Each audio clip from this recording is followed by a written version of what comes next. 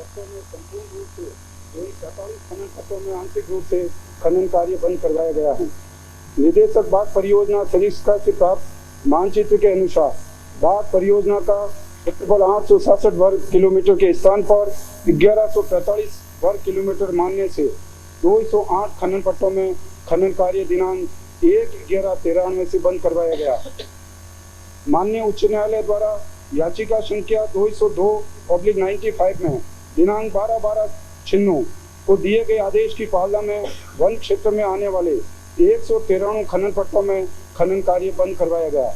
माननीय उच्च न्यायालय द्वारा आईए 828 याचिका संख्या 202/95 में दायर इंटरलोक्यूटरी एप्लीकेशन नंबर 828 आदेश दिनांक 30/10/2002 एवं 9/12/2002 के अंतर्गत 290 और खनन पट्टों में खनन कार्य बंद करवाया गया। माननीय उच्च न्यायालय द्वारा जनित याचिका संख्या 7544/3 अश्विनी कुमार चौबीसा बनाम भारत सरकार एवं अन्य में पारित आदेश दिनांक 17/3/2004 की पालना में 115 खनन पट्टों में खनन कार्य बंद करवाया गया। खंड 2 भारत सरकार द्वारा खनन कार्यों की स्वीकृति बाबत मुख्य रूप से निम्न अधिनियम एवं नियम बनाए हुए हैं। खान एवं खनिज अधिनियम 1957, खनिज रियायती नियमावली 1960, खनिज संरक्षण एवं विकास नियमावली 1988, ग्रेनाइट संरक्षण एवं विकास नियम 1999। राज्य सरकार द्वारा इस संबंध में बनाए गए नियम एवं नीतियां निम्न प्रकार हैं। राजस्थान प्रधान खनिज रियायती नियमावली 1986, खनिज नीति 1994, मार्बल नीति 2002, ग्रेनाइट नीति 2002। इसके अतिरिक्त खनन कार्यों की स्वीकृति के लिए निम्न अधिनियमों के प्रावधान भी लागू होते हैं। वन अधिनियम 1980, पर्यावरण अधिनियम 1986, वायु अधिनियम 1981, जल अधिनियम 1974। खंड 3 जी नहीं, खनन क्षेत्र एवं क्रेशर जहां अलग से स्थापित करने की कोई आवश्यकता नहीं है। जहां खनिज उपलब्ध हो वहां कोई भी व्यक्ति खनन पट्टा लेकर लीज क्षेत्र में अथवा लीज क्षेत्र से बाहर क्रेशर की स्थापना कर सकते हैं। खंड 4 खनन पट्टा स्वीकृत करने पर वर्तमान में कोई रोक नहीं है, परंतु स्वीकृति से पूर्व भारत सरकार की अधिसूचना दिनांक 7/5/92 और 27/1/94 व वन संरक्षण अधिनियम 1980 के तहत वांछित पूर्वानुमति आवश्यक है।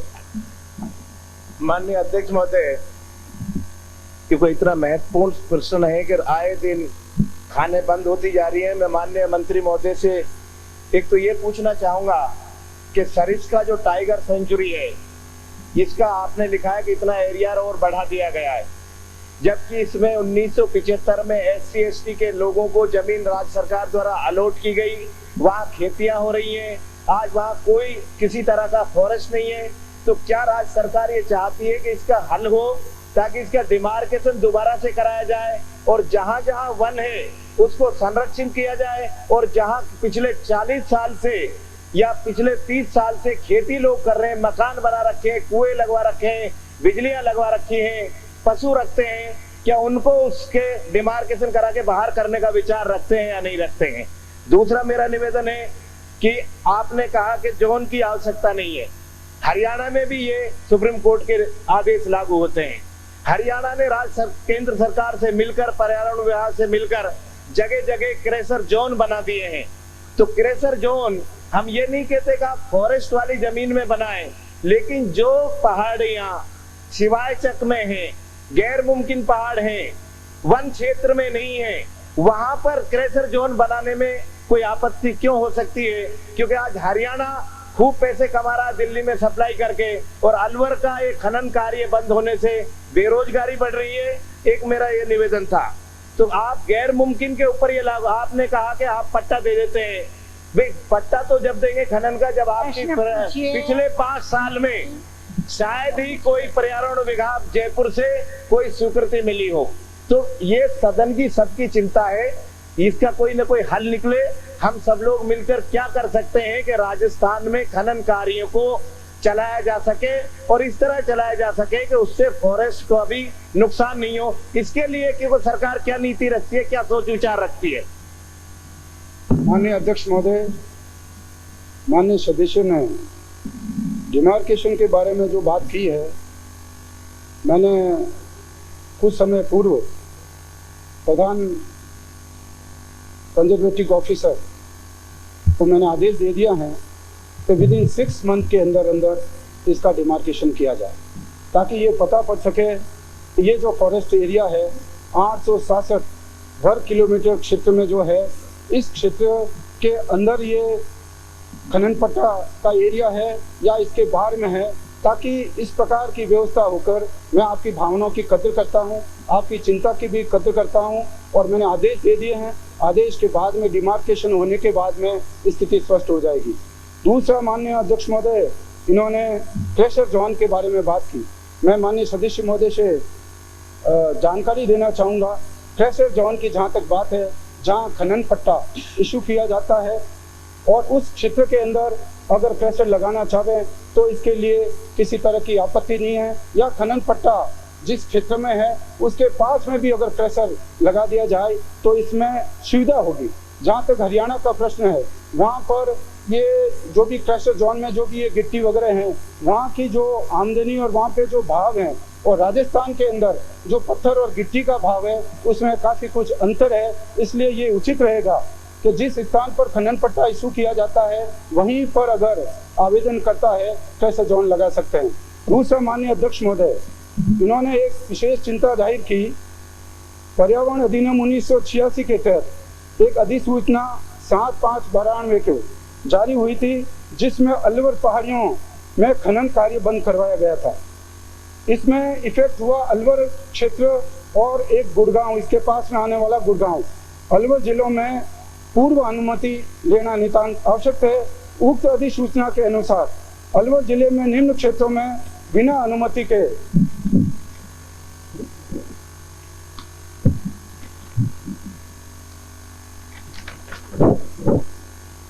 खनन कार्य नहीं किया जा सकता, जिसमें सभी प्रकार के वन क्षेत्र हैं। गैर मुमकिन पहाड़, गैर मुमकिन राड़ा, गैर मुमकिन रीहड़, बंजर भीड़ और रुंड, ये 7/5/92 की पर्यावरण विभाग भारत सरकार के द्वारा ये अधिसूचना जारी हुई थी। उसके पश्चात 19/11/99 को भारत सरकार ने राज्य सरकार को अधिकृत किया था और राज्य सरकार ने एक एक्सपर्ट कमेटी की फॉर्मेशन किया और एक्सपर्ट कमेटी 2001 में इसका फॉर्मेशन हुआ, जिसमें 10 मेंबर होते हैं फॉरेस्ट विभाग के, माइनिंग विभाग के। माननीय अध्यक्ष महोदय, मैं आपसे निवेदन करना चाहता हूं कि 1999 के अंदर जब भारत सरकार के द्वारा राज्य सरकार को अधिकृत किया गया था, उसके पश्चात 2003 के अंदर लखनऊ के अंदर पीसीसी चीफ मिस्टर सोनी साहब ने एक आदेश जारी किया था। उस आदेश के तहत गैर मुमकिन पहाड़, गैर मुमकिन राड़ा और गैर मुमकिन भीड़, बंजर भीड़ और रूंड, इस क्षेत्र को शामिल करने के कारण वहां पर अनापत्ति प्रमाण पत्र जारी नहीं किया सका। मैं आपसे निवेदन करना चाहता हूं माननीय अध्यक्ष महोदय कि 2002 में राजस्थान सरकार ने कपूर कमेटी का फॉर्मेशन किया था। कपूर कमेटी ने अपनी ओपिनियन जो दी है, जिसको अभी लागू नहीं किया है, परंतु अगर कपूर कमेटी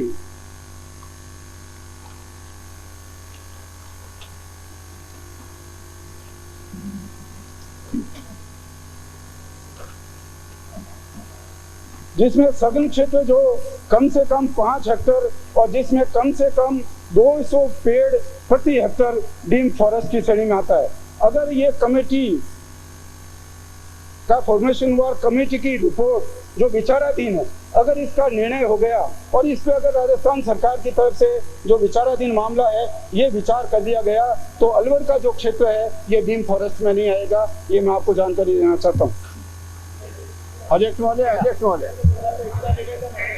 ने कहा कि गैर मुमकिन पहाड़, बिहड़, इसके अलावा तो कोई खनन क्षेत्र है ही नहीं। आप सिर्फ परमिशन देते हैं खातेदारी में, और खातेदारी में तो किसी के पास पहाड़ है नहीं। अगर किसी ने कोई पटवारी से नक्शा टेढ़ा मेढ़ा करा भी लिया तो क्रेशर तो लगा लेता है वहां, और अवैध खनन करा के कराते हैं।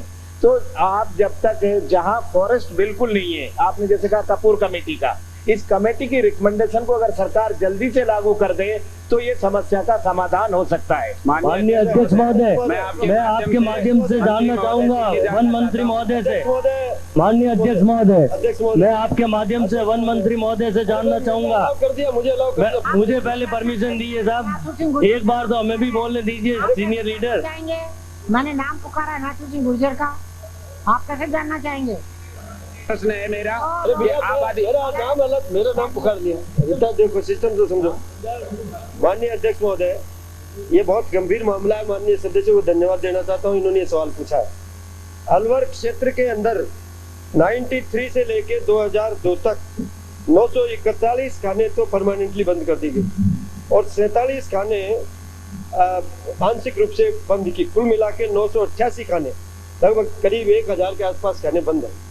इससे बहुत सारे लोग बेरोजगार हो गए, बैंक का ऋण फंस गया और उद्योग जो ये गैंगसा लग रहे थे वो बंद हो गए। और इसके कारण केवल राजस्थान सरकार की एक कमजोरी के कारण माननीय अध्यक्ष महोदय, केंद्र सरकार ने राज्य सरकारों को ये छूट दे दी कि वो चाहे तो जमीन वो एनओसी दे सकती है और या उस जगह को बदल करके दूसरी जगह फॉरेस्ट डेवलप करवा के और उसको बाहर निकाल सकती है। और उसके लिए एक कमेटी जिसमें प्राइवेट मेंबर्स को नियुक्त किया जाता है वो और बनाई जाती है।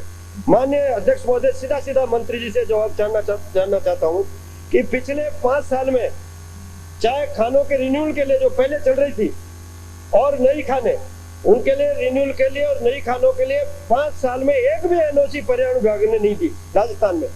इसका क्या कारण था एनओसी नहीं देने का? नंबर 1। नंबर 2, जो प्राइवेट मेंबर्स अपॉइंट करके जो कमेटी बनाई जाती है पर्यावरण एनओसी देने के लिए, वो कमेटी क्यों नहीं बनाएगी? 2। और एक क्वेश्चन मेरा और है कि जो बाघ परियोजना, जो सरिस्का बाघ परियोजना के डायरेक्टर ने 2001-2002 में राज्य सरकार को लिख के दे दिया। माननीय अध्यक्ष महोदय, फॉरेस्ट में और राजस्व विभाग में झगड़ा है। फॉरेस्ट कहता है हमारी जमीन इधर होके नक्शे में, राजस्व विभाग कहता है नहीं है, राजस्व विभाग में आती है, आपके में नहीं आती। दोनों के झगड़ा है। परियोजना के निदेशक से पूछा, उन्होंने साफ कह दिया कि परियोजना के क्षेत्र में एरिया नहीं आता। उसके बाद भी एनओसी नहीं देने का, खाने चालू नहीं करवाने का क्या कारण है? जिससे वहाँ के जो बेरोजगार लोग हैं उनको लाभ हो सके और बैंकों में फंसा हुआ पैसा और जो उद्योगपति बर्बाद हो गए या कमजोर तबके के लोग जिन्होंने 1-1, 2-2 खाने ले रखी थी वो बर्बाद हो गए, उनको बचाने के लिए आप क्या कार्रवाई कर रहे हैं? माननीय अध्यक्ष महोदय, श्री विष्णु मोदी। माननीय अध्यक्ष महोदय, ये प्रश्न बहुत गंभीर है और खाली अलवर तक महदूद नहीं। आज 988 खानों का जिक्र जो माननीय खुड़ा राज सिंह से आने वाले विधायक ने की, इसके बजाय मैं ये कहना चाहता हूँ सदन में आपके माध्यम से कि 15 पूछिए, कहना नहीं चाहते। नहीं, मैं इसी pointed, I am coming pointedly कि 15 से 20 हजार खानों के बीच में आज राजस्थान में खाने बंद हैं।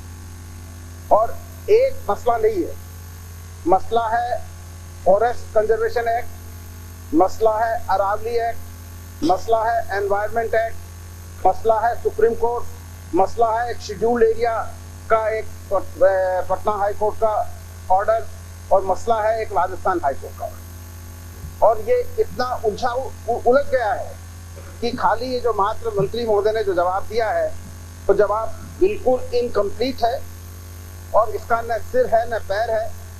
और इन सब बातों के लिए जब तक एक कोई सेल नहीं बनेगा, क्योंकि एनवायरमेंट, माननीय अध्यक्ष, फॉरेस्ट, शराबा नहीं, माइनिंग, तीनों के इंटरलिंक मसले हैं और साथ में सुप्रीम कोर्ट और वेरियस हाई कोर्ट के मसले हैं। तो मैं आपके माध्यम से मंत्री जी से जानना चाहता हूँ, क्या इन सभी मामलों को लेकर, क्या इन्हीं सभी मामलों को लेकर वो संतुष्ट है?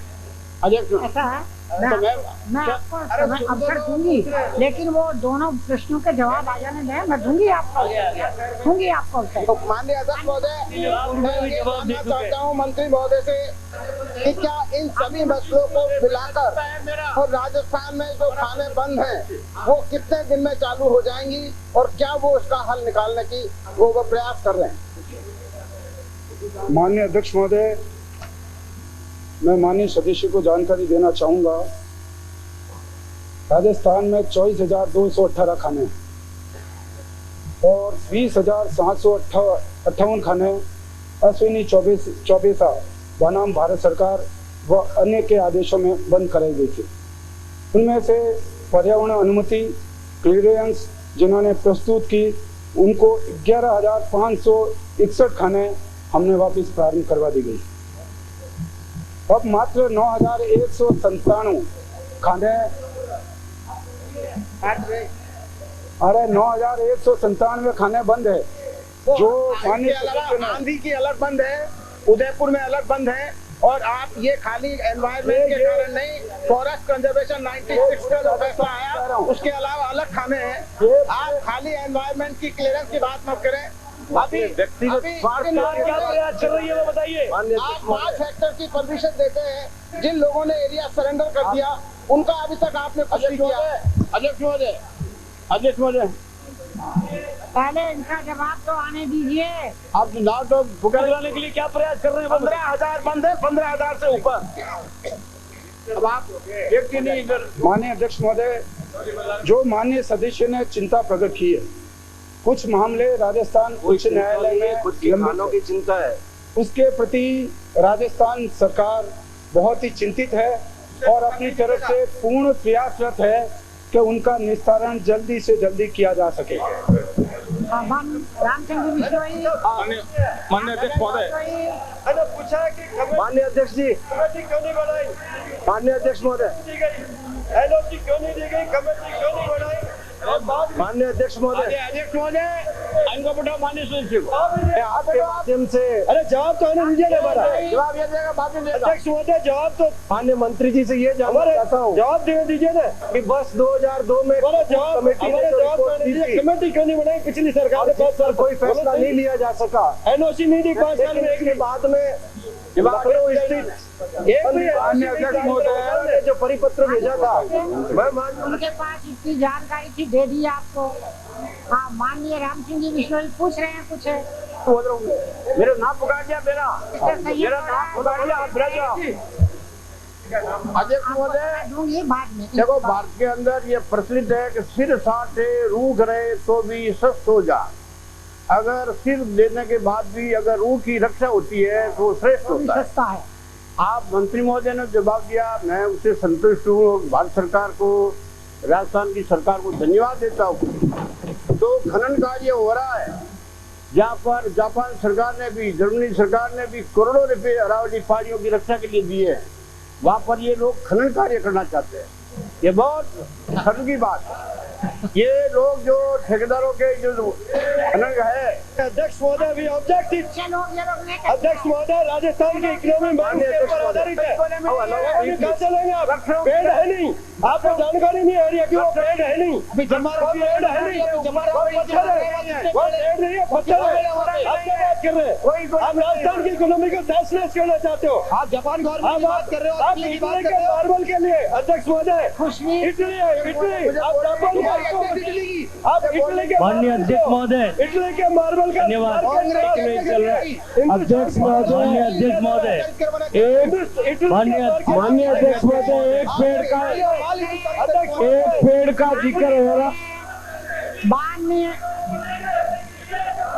माननीय सदस्य स्थान ग्रहण करें। माननीय सदस्य इतने उत्तेजित नहीं हो, स्थान ग्रहण करें। माननीय सदस्य, लूणी से आने वाले माननीय सदस्य, मैं कुछ बोल रही हूँ आसन पाँव पर, मैं कुछ बोल रही हूँ। माननीय लूणी से आने वाले माननीय सदस्य, आपको प्रश्न पूछने के लिए कहा, मंत्री के उत्तर को सप्लीमेंट करने के लिए नहीं कहा था मैंने। आप तो उनके उत्तर को सप्लीमेंट करने, ये बहुत चिंता का विषय था। इस विषय में जो कुछ मंत्री जी कह रहे थे, माननीय सदस्यों का उत्तेजित होना स्वाभाविक था। करोड़ों रुपए की रॉयल्टी जा रही है, बेरोजगार लोग हुए हैं। उन्होंने पूछा, उस दृष्टिकोण से पूछा, आप ये लोग क्या सारे थोड़ी खान वाले पूछने वाले। पूरी सुने बगैर कैसे होगा?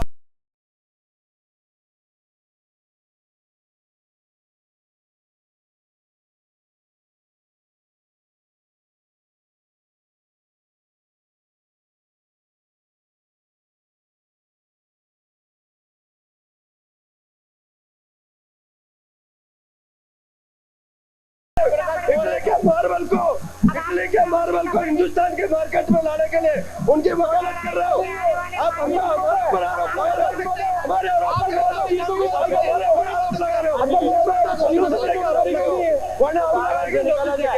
क्या बात कर रहे हो अध्यक्ष? ये तो तरीका नहीं है। आरोप लगाओ नोटिस देके माननीय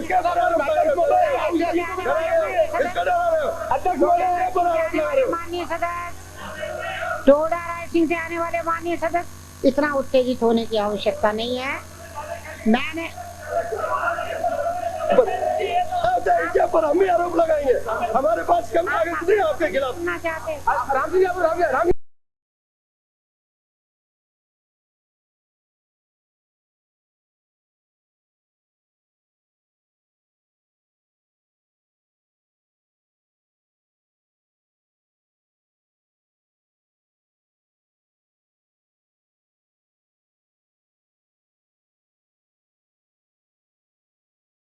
पवित्र सदन का अपमान है अध्यक्ष महोदय।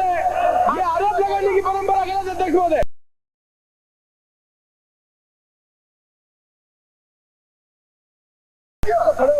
संसदीय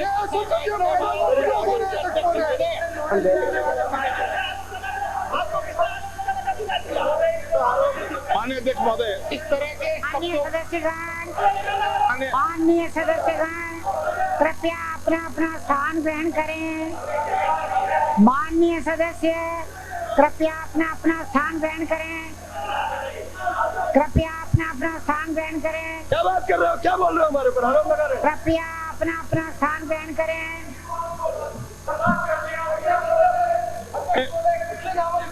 लगा एक माननीय सदस्य दूसरे पर आरोप लगा हुआ है, ये तो कोई तरीका नहीं है अध्यक्ष महोदय। लगा पहले आपको लगा पहले आप किसने लगा? जिनकी माइंड से प्रश्न कैसे पूछा इन्होंने? आपने अलाउ कैसे किया? अध्यक्ष महोदय आपने अलाउ कैसे किया? लोगों के माइंड से वो प्रश्न नहीं पूछ सकते, ये कानून लिखा हुआ आपका, आपने कानून अलाउ कर। अध्यक्ष महोदय आपको प्रश्न अलाउ ही नहीं करना चाहिए था। जिन लोगों के माइंड है वो प्रश्न नहीं पूछ सकते, आपने प्रश्न अलाउ किया उनको। अरे किस किस के पास माइंड है? मेरे पास लिस्ट है, पूरी लिस्ट है किस किस के पास माइंड है। हम लिस्ट प्रस्तुत कर देंगे यहाँ पे किस किस के पास माइंड है। हमको डरा रहे हो आप? अरे हमको डरा रहे हो? कितने कांग्रेस के लोगों के पास माइंड है? मेरे पास लिस्ट रख दूंगा यहाँ पे। क्या बात कर रहे हो? राजभवन से आने वाले माननीय सदस्य मैं आपके माध्यम से इतना ही निवेदन करना चाहता हूँ। मैं सत्ता पक्ष और प्रतिपक्ष दोनों कई बार इस तरह का व्यवहार करने लग जाते हैं कि आसन विवश हो जाता है। आसन को विवश न किया करें।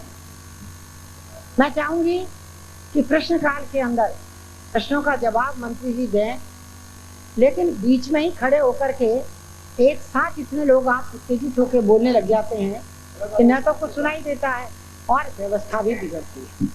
मैं सत्ता पक्ष के लोगों से कहना चाहती हूँ कि आपके मंत्री सक्षम है सारा जवाब देने में, आप खामखा में एक साथ इतने क्यों खड़े होते हैं? नहीं, यदि प्रतिपक्ष के लूनी से आने वाले माननीय सदस्य ने कुछ कहा था तो मैं कह चुकी थी, आसन उस बारे में अपना निर्णय दे चुका था, फिर आपको उत्तेजित होने की आवश्यकता नहीं थी और इस प्रकार से हमला करने की आवश्यकता भी नहीं थी। जिस तरीके से एक साथ खड़े होकर के और आप लोग बोलने लगे, आपके मंत्री सक्षम है वो जवाब देंगे, लेकिन आप लोग बीच में खामखा में खड़े हो जाते हैं। ध्यान रखिए आइंदा इस बात।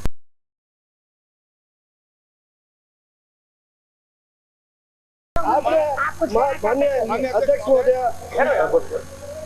महोदय, मैं आपने जो मुझे आपने आदेश दिया, मैं कोई अलग बात विषय से हट करके बोल रहा हूँ। मैंने तो शुरू ही किया था, तब से ये माननीय सदस्य बोलते मैं तो प्रश्न मेरा पूछना शेष रह गया। मैं तो ये पूछ रहा था, क्या ये सही है कि जर्मनी और जापान सरकार ने करोड़ों रुपये अरावली पहाड़ियों के विकसित करने के लिए दिए हैं? अगर हाँ तो उसकी आपकी क्या स्थिति है? ये मैं प्रश्न पूछ रहा था, क्या ये सही है कि दूसरा मेरा और था। आप जज, एक राज्य साहब आप जज हो, दूसरा मेरा ये था, क्या ये सही है अरावली और अलवर के पहाड़ियों के अंदर कुछ ठेकेदार माइंस वहाँ पर खोद रहे हैं, निकाल रहे हैं, उनको रोकने के लिए आपने क्या प्रयास किए हैं? ये दो मेरे प्रश्न थे। इसके पहले शुरुआत में मैंने जो कुछ कहा, मैं कोई ऐसे मेरे को भाषण थोड़ी दे रहा था, मैंने शुरू किया था भाई इसी हिसाब से सरकार का है, उद्देश्य है भारत सरकार का। बंद करवा दे। आपने आरोप लगाया किसी ने आपको बोलने का मैंने जितने खड़े हो जाते बनता है कभी। अध्यक्ष महोदय खान मालिक है, सदस्य कैसी बातें करते हैं साहब? आप सीनियर मेंबर हो। कृपया शांत रहिए। महोदय आप मीटिंग ले चुके हो, आप दोनों क्यों खड़े हो गए? माननीय अध्यक्ष महोदय, मात्र हमारा इतना ही कहना था, अच्छा विषय है, इस पे पूरी बहस होनी चाहिए, किसी को शंका नहीं। ठीक है, सरकार ने कौन सा काम किया उसमें भी शंका नहीं। ऑब्जेक्शन अगर सत्ता पक्ष के माननीय सदस्यों का उत्तेजना होना स्वाभाविक है। अगर को कहेंगे, इंगित करके कहेंगे, तो ये क्या संसदीय भाषा है, क्या परंपरा रही है? और ये अगर नहीं है तो सत्ता पक्ष इसका विरोध करता है। आपको हम निवेदन करना चाहते हैं, इसका देख लें रिकॉर्ड, और अगर इसके शब्द इसके अंदर है तो उसको एक्सपेंड करने की आप व्यवस्था करें। नहीं, आप ये मैंने अध्यक्ष महोदय आपने कहा है ये प्रोसीडिंग आपने कहा प्रोसीडिंग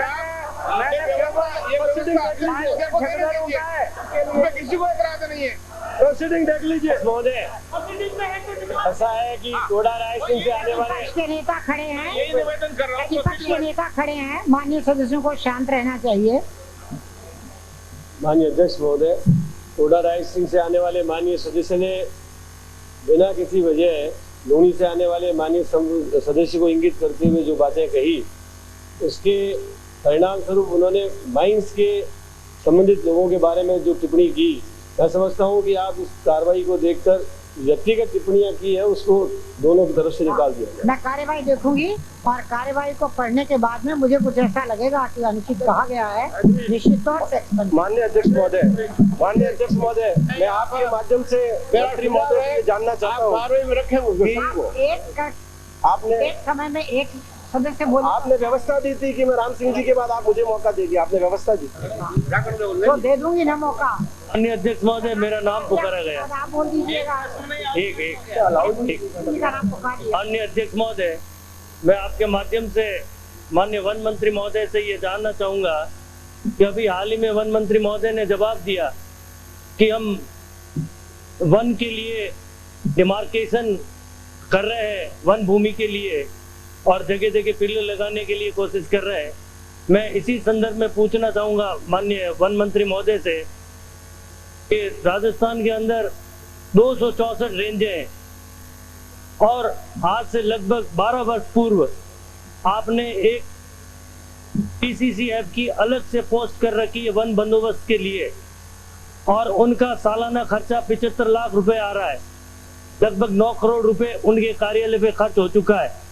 मैं माननीय अध्यक्ष महोदय आपके माध्यम से मंत्री महोदय से जानना चाहूंगा कि इन 264 रेंजों में से एक भी रेंज को पूर्णतया अगर डिमार्केशन करके और उसका नक्शा बना दिया हो तो आप इसका जवाब दें। दूसरा प्रश्न मेरा ये है कि माननीय पर्यावरण मंत्री महोदय ने ये बताया कि राजस्थान के अंदर जहाँ लीज है वहां पे क्रैशर नहीं लगेंगे। मैं अध्यक्ष महोदय आपके माध्यम से जानना चाहूंगा,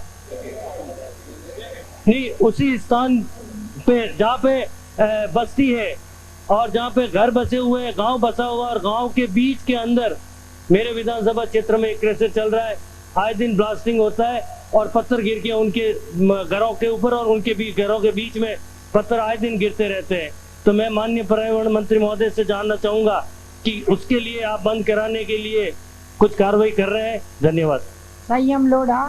माननीय अध्यक्ष महोदय, मैं आपके माध्यम से माननीय मंत्री महोदय से ये जानना चाहता हूँ कि वर्ष 2002 में राजस्थान सरकार ने जिस कपूर कमेटी का गठन किया था और जिसकी रिपोर्ट पर फैसला लिया जाता, उससे पूर्व क्या ये सही है कि लखनऊ स्थित फॉरेस्ट के चीफ कंजर्वेटर ने राजस्थान सरकार को इस संबंध में एक नया परिपत्र भेजा और उस परिपत्र के पूरी तरह स्पष्ट नहीं होने की वजह से राजस्थान के तत्कालीन मुख्यमंत्री श्री अशोक गहलोत ने भारत सरकार को इस संबंध में पत्र लिखा था मैं आपके माध्यम से माननीय मंत्री जी से ये जानना चाहता हूं कि पिछले 8 महीने में राजस्थान की माननीय मुख्यमंत्री वसुंधरा राजे ने इस संबंध में भारत सरकार को क्या कोई पत्र लिखा है, और लिखा है तो क्या लिखा है?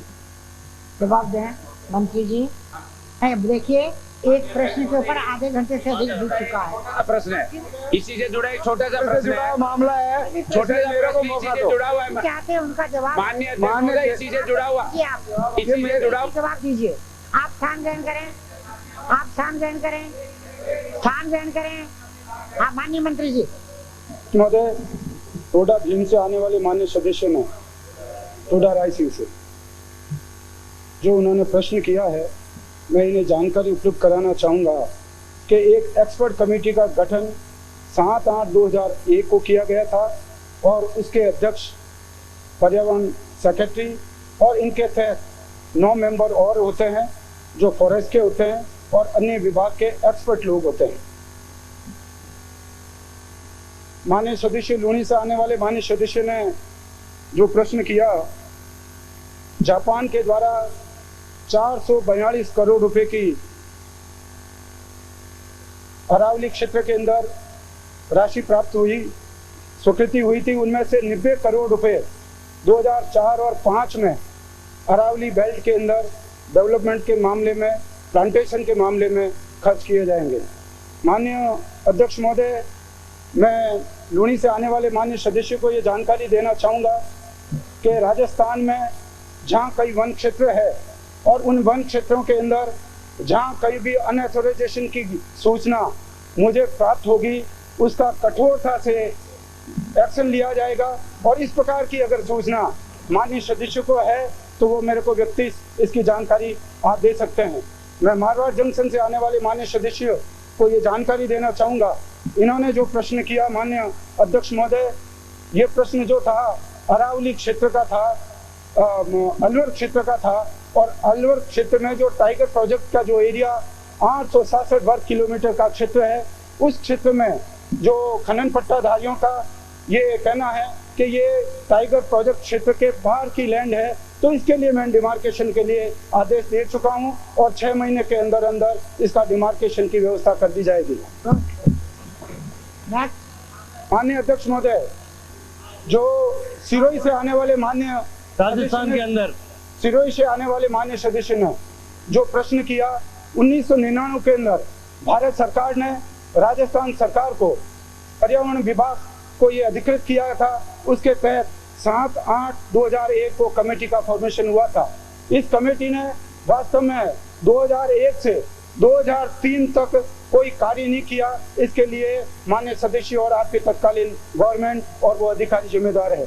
मैं आपको ये जानकारी देना चाहता हूँ माननीय अध्यक्ष महोदय कि मैंने कल ही अपने विभाग के फॉरेस्ट विभाग, माइनिंग विभाग और पर्यावरण विभाग के तमाम अधिकारियों के बीच में इस प्रकार की बैठक रखी है और रीजनल ऑफिस जो लखनऊ में है और लखनऊ के रीजनल अधिकारी जो सोनी जी ने जो पत्र प्रेषित किया है, मैं राजस्थान के अन्य प्रदेशों से भी इस प्रकार की जानकारी उपलब्ध कराना चाहता हूं कि हिंदुस्तान के अंदर किन किन क्षेत्रों में क्या ये रोड, पहाड़, गैर मुमकिन पहाड़, रुंद वगैरह ये भी एप्लीकेबल होता है। तो इसकी एक कमेटी बहुत निश्चित रूप से थोड़े दिनों बाद में कमेटी का गठन कर इसके ऊपर विचार विमर्श कर मैं भारत सरकार की तरफ से अपने विचार और हमारी कमेटी की तरफ से जो विचार होंगे भारत सरकार के पास स्वयं जाकर मेरे अधिकारी जाकर इस प्रकार की माननीय अध्यक्ष महोदय,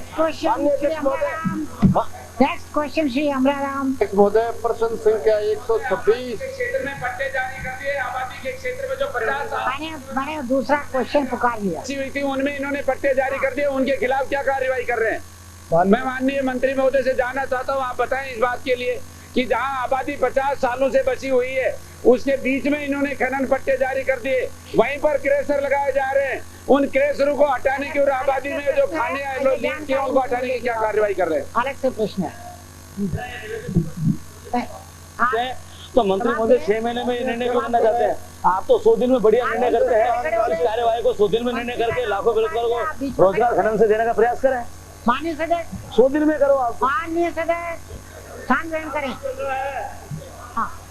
माननीय अध्यक्ष महोदय, खंड संख्या 1 राजस्थान राज्य में निगम के 48 आगार हैं गत 5 वर्षों में निगम के लाभ व हानि में रहे आगारों का विवरण वर्षवार निम्न प्रकार है। 1999-2000 हानि में रहे आगारों की संख्या 45, लाभ में रहे आगारों की संख्या 2। 2001 में लाभ वालों की संख्या 47, हानि वालों की संख्या 47, लाभ वालों की 1। 2001-2002 में हानि वालों की संख्या 43, लाभ वालों की संख्या 5। 2002-2003 में हानि वालों की संख्या 42 और लाभ वालों की 6। 2003-2004 में हानि वालों की संख्या 38 और लाभ वालों की 10। इस समय वर्ष 2004-2005 माह मई 2004 तक निगम की संकलित हानि 336.37 करोड़ रुपए है। खंड संख्या 2, राज्य अंतर्राज्यीय मार्गों पर निगम द्वारा संचालित डीलक्स सेमी डीलक्स बसों का मार्गवार विवरण पृष्ठ 1 पर संलग्न है। निगम में बसवार लाभ हानि का आंकलन नहीं किया जाता है, बल्कि आगारवार लाभ हानि का लेखा जोखा संधारित किया जाता है। खंड संख्या 3, निगम के कुल बस स्टैंड 74 हैं। इनमें से 47 बस स्टैंडों पर शौचालयों की व्यवस्था है। इनमें से 20 बस स्टैंडों पर सुलभ इंटरनेशनल द्वारा निर्मित एवं संचालित शौचालय हैं। शेष 27 बस स्टैंडों पर साधारण व निगम द्वारा संधारित शौचालय हैं। जिन बस स्टैंडों पर शौचालयों की सुविधा है उनकी सूची परिशिष्ट 2 पर उपलब्ध है। माननीय अध्यक्ष महोदय, मैं आपके माध्यम से मंत्री महोदय से जानना चाहूँगा कि घाटे के क्या कारण हैं प्रमुख रूप से, और उन कारणों को निवारण हेतु निगम ने क्या उपाय किए जा रहे हैं। दूसरा मेरा अध्यक्ष महोदय आपके माध्यम से प्रश्न है, जो डिपो वाइज लाभ और हानि इकाई मानी गई है, तो इस डिपो को संचालित करने के लिए जो चीफ मैनेजरों को घाटे के लिए जिम्मेदार बनाया गया है या नहीं बनाया गया है। अगर बनाया गया है तो आज तक इस 5 साल में कितने चीफ मैनेजरों को इस घाटे के लिए जिम्मेदार और उनके लिए क्या कार्रवाई की गई है। तीसरा, निगम कर्मचारियों का जून मई 2004 तक आज तक निगम कर्मचारियों का ऑल टाइम और दूसरे जो देनदारियां हैं कितनी निगम पे अभी बकाया हैं, ये 3 आप बताइएगा। मंत्री जी। माननीय अध्यक्ष महोदय, माननीय सदस्य ने हानि के कारणों के बारे में पूछा है। निगम में हो रही हानि के कारणों में सबसे पहला कारण डीजल की कीमतों में वृद्धि का है। मैं आधार वर्ष से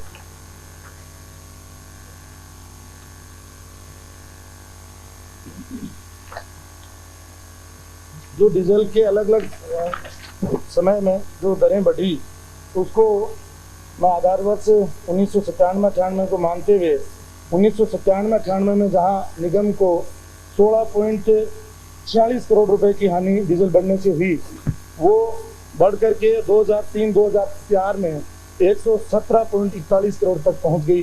तो महत्वपूर्ण कारण तो डीजल में कीमतों की वृद्धि। दूसरा कारण संस्थापन लागत में वृद्धि। संस्थापन लागत में वृद्धि के कारण जो कर्मचारियों को 9/18/27 का जो वेतन दिया गया था, उससे हमारे विभाग रोडवेज पर जो वेतन वृद्धि हुई 1996-97 को अगर आधार वर्ष हम माने, उस समय 147.59 करोड़ रुपए की यह हानि इससे हुई थी। उसके जो आधार वर्ष अगर उसको मानते हैं 2003-2004 में बढ़ करके वो 271.93 करोड़ रुपए हो गई। उसके अलावा जो तीसरा महत्वपूर्ण कारण है हानि के, उसमें जो है अनुबंधित बसों की दरों में वृद्धि हो गई। अनुबंधित बसों की दरों में वृद्धि होने के कारण विभाग को, अगर हम ये माने अनुबंधित बसों की वजह से जो घाटा हुआ, उसमें अगर 1997-98 का आधार वर्ष मानते हैं, जहां प्रति किलोमीटर औसत भुगतान लागत ₹4.65 आती थी, जो आज 2003-2004 में वो बढ़ करके ₹7.80 हो गई। उसके अलावा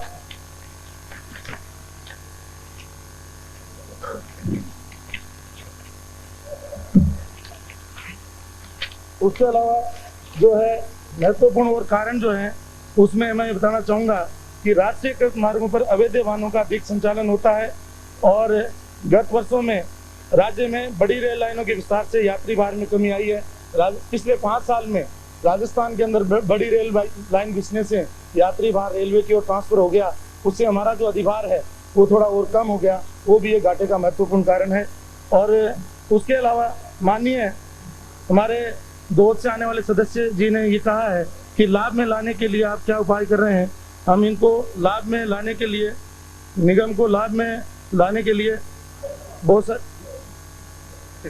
नहीं बोलो अवैध बसों पर जो है रोकथाम कर रहे हैं। उसके अलावा हमारी जो संचालन व्यवस्था है, और माननीय सदस्य ने कहा भी है कि डिपो मैनेजर्स पे आप क्या कार्रवाई करें। मैं पहले हमारा लाभ और हानि डिपो के आधार पे होता था, लेकिन मैं आपके माध्यम से बताना चाहता हूं कि अब हमने जो नई प्रक्रिया हम शुरू की है और जो कल से ही हम लागू कर रहे हैं, उसके अंदर प्रति रोडवेज के हिसाब से हम घाटा तय करेंगे। और जो इससे पहले माननीय सदस्य ने सूचना चाहिए कि कितने रोडवेज डिपो मैनेजर्स के खिलाफ कार्रवाई की है, मैं अलग से बता दूंगा संख्या। लेकिन अब हम जो सारा भार है, जो जिम्मेदारी है घाटे में लाने की, वो वहाँ के चीफ मैनेजर और डिपो मैनेजर पर ला रहे हैं। और आपने अगला जो हमारे को कर्मचारियों के बारे में पूछा है, वो संख्या भी मैं अलग से आपको बता दूंगा। माननीय अध्यक्ष महोदय, अलग से की जरूरत नहीं है। ये जो घाटा आपने बताया है 336 करोड़ रुपया, अगर कर्मचारियों की देनदारियां इसमें और जोड़ देंगे तो ये घाटा बहुत बड़ा घाटा हो जाएगा। अलग से सवाल नहीं है, सवाल इसी में मैंने पूछा घाटा कितना है। आप घाटे को कम दिखाने के लिए कर्मचारियों की जो देनदारियां हैं उनको इसमें शामिल नहीं कर रहे हैं, क्योंकि देनदारियां हैं वो आज घाटे में शामिल होंगी। अगर आप देनदारियां चुका देते हैं तो निश्चित रूप से घाटे में होंगी। और दूसरा मेरा आपसे निवेदन है कि क्या ये तो सबसे बड़ा कारण डीजल, 5वां वेतन आयोग, ये सब होने के बाद लगातार उसमें किराए में वृद्धि है, सबसे बड़ा कारण रोडवेज के साथ जो अवैध वाहन है, और वो सरकार की मिली भगत से अवैध वाहन जो अकेले राजधानी से हजारों की संख्या में पहले रात को चलते थे, आज दिन दड़ने से दिन में चलती है, और वो सरकार की मिली भगत से चलती है। तो क्या उन पे आप रोकने का काम करेंगे? और जब डिपो को इकाई है, डिपो का चीफ मैनेजर है, उसको आज तक कितनी कार्रवाई आपने की है? जो लगातार 5 साल से घाटे पे चल रहा है, उन्होंने कोई सुधार नहीं की।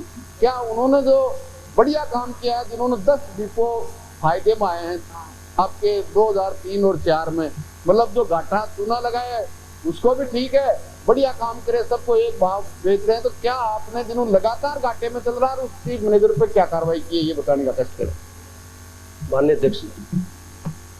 अध्यक्ष जी, जो 10 डिपो हमारे लाभ में चल रहे हैं और बाकी 48 डिपो में से जो 38 डिपो हानि में चल रहे हैं, हमने अभी निर्देश दिए हैं कि सभी हमारे डिपो मैनेजर्स हैं, उनके पिछले 5 साल के जो उनके टारगेट से किन किन डिपोज ने डिपो मैनेजर की वजह से घाटा हुआ, उनकी सूची हमने विभाग से मंगवाई है। और सूची आने के बाद हम नई नीति के तहत उनकी पोस्टिंग, ट्रांसफर, प्रमोशन ये सारे तय करेंगे।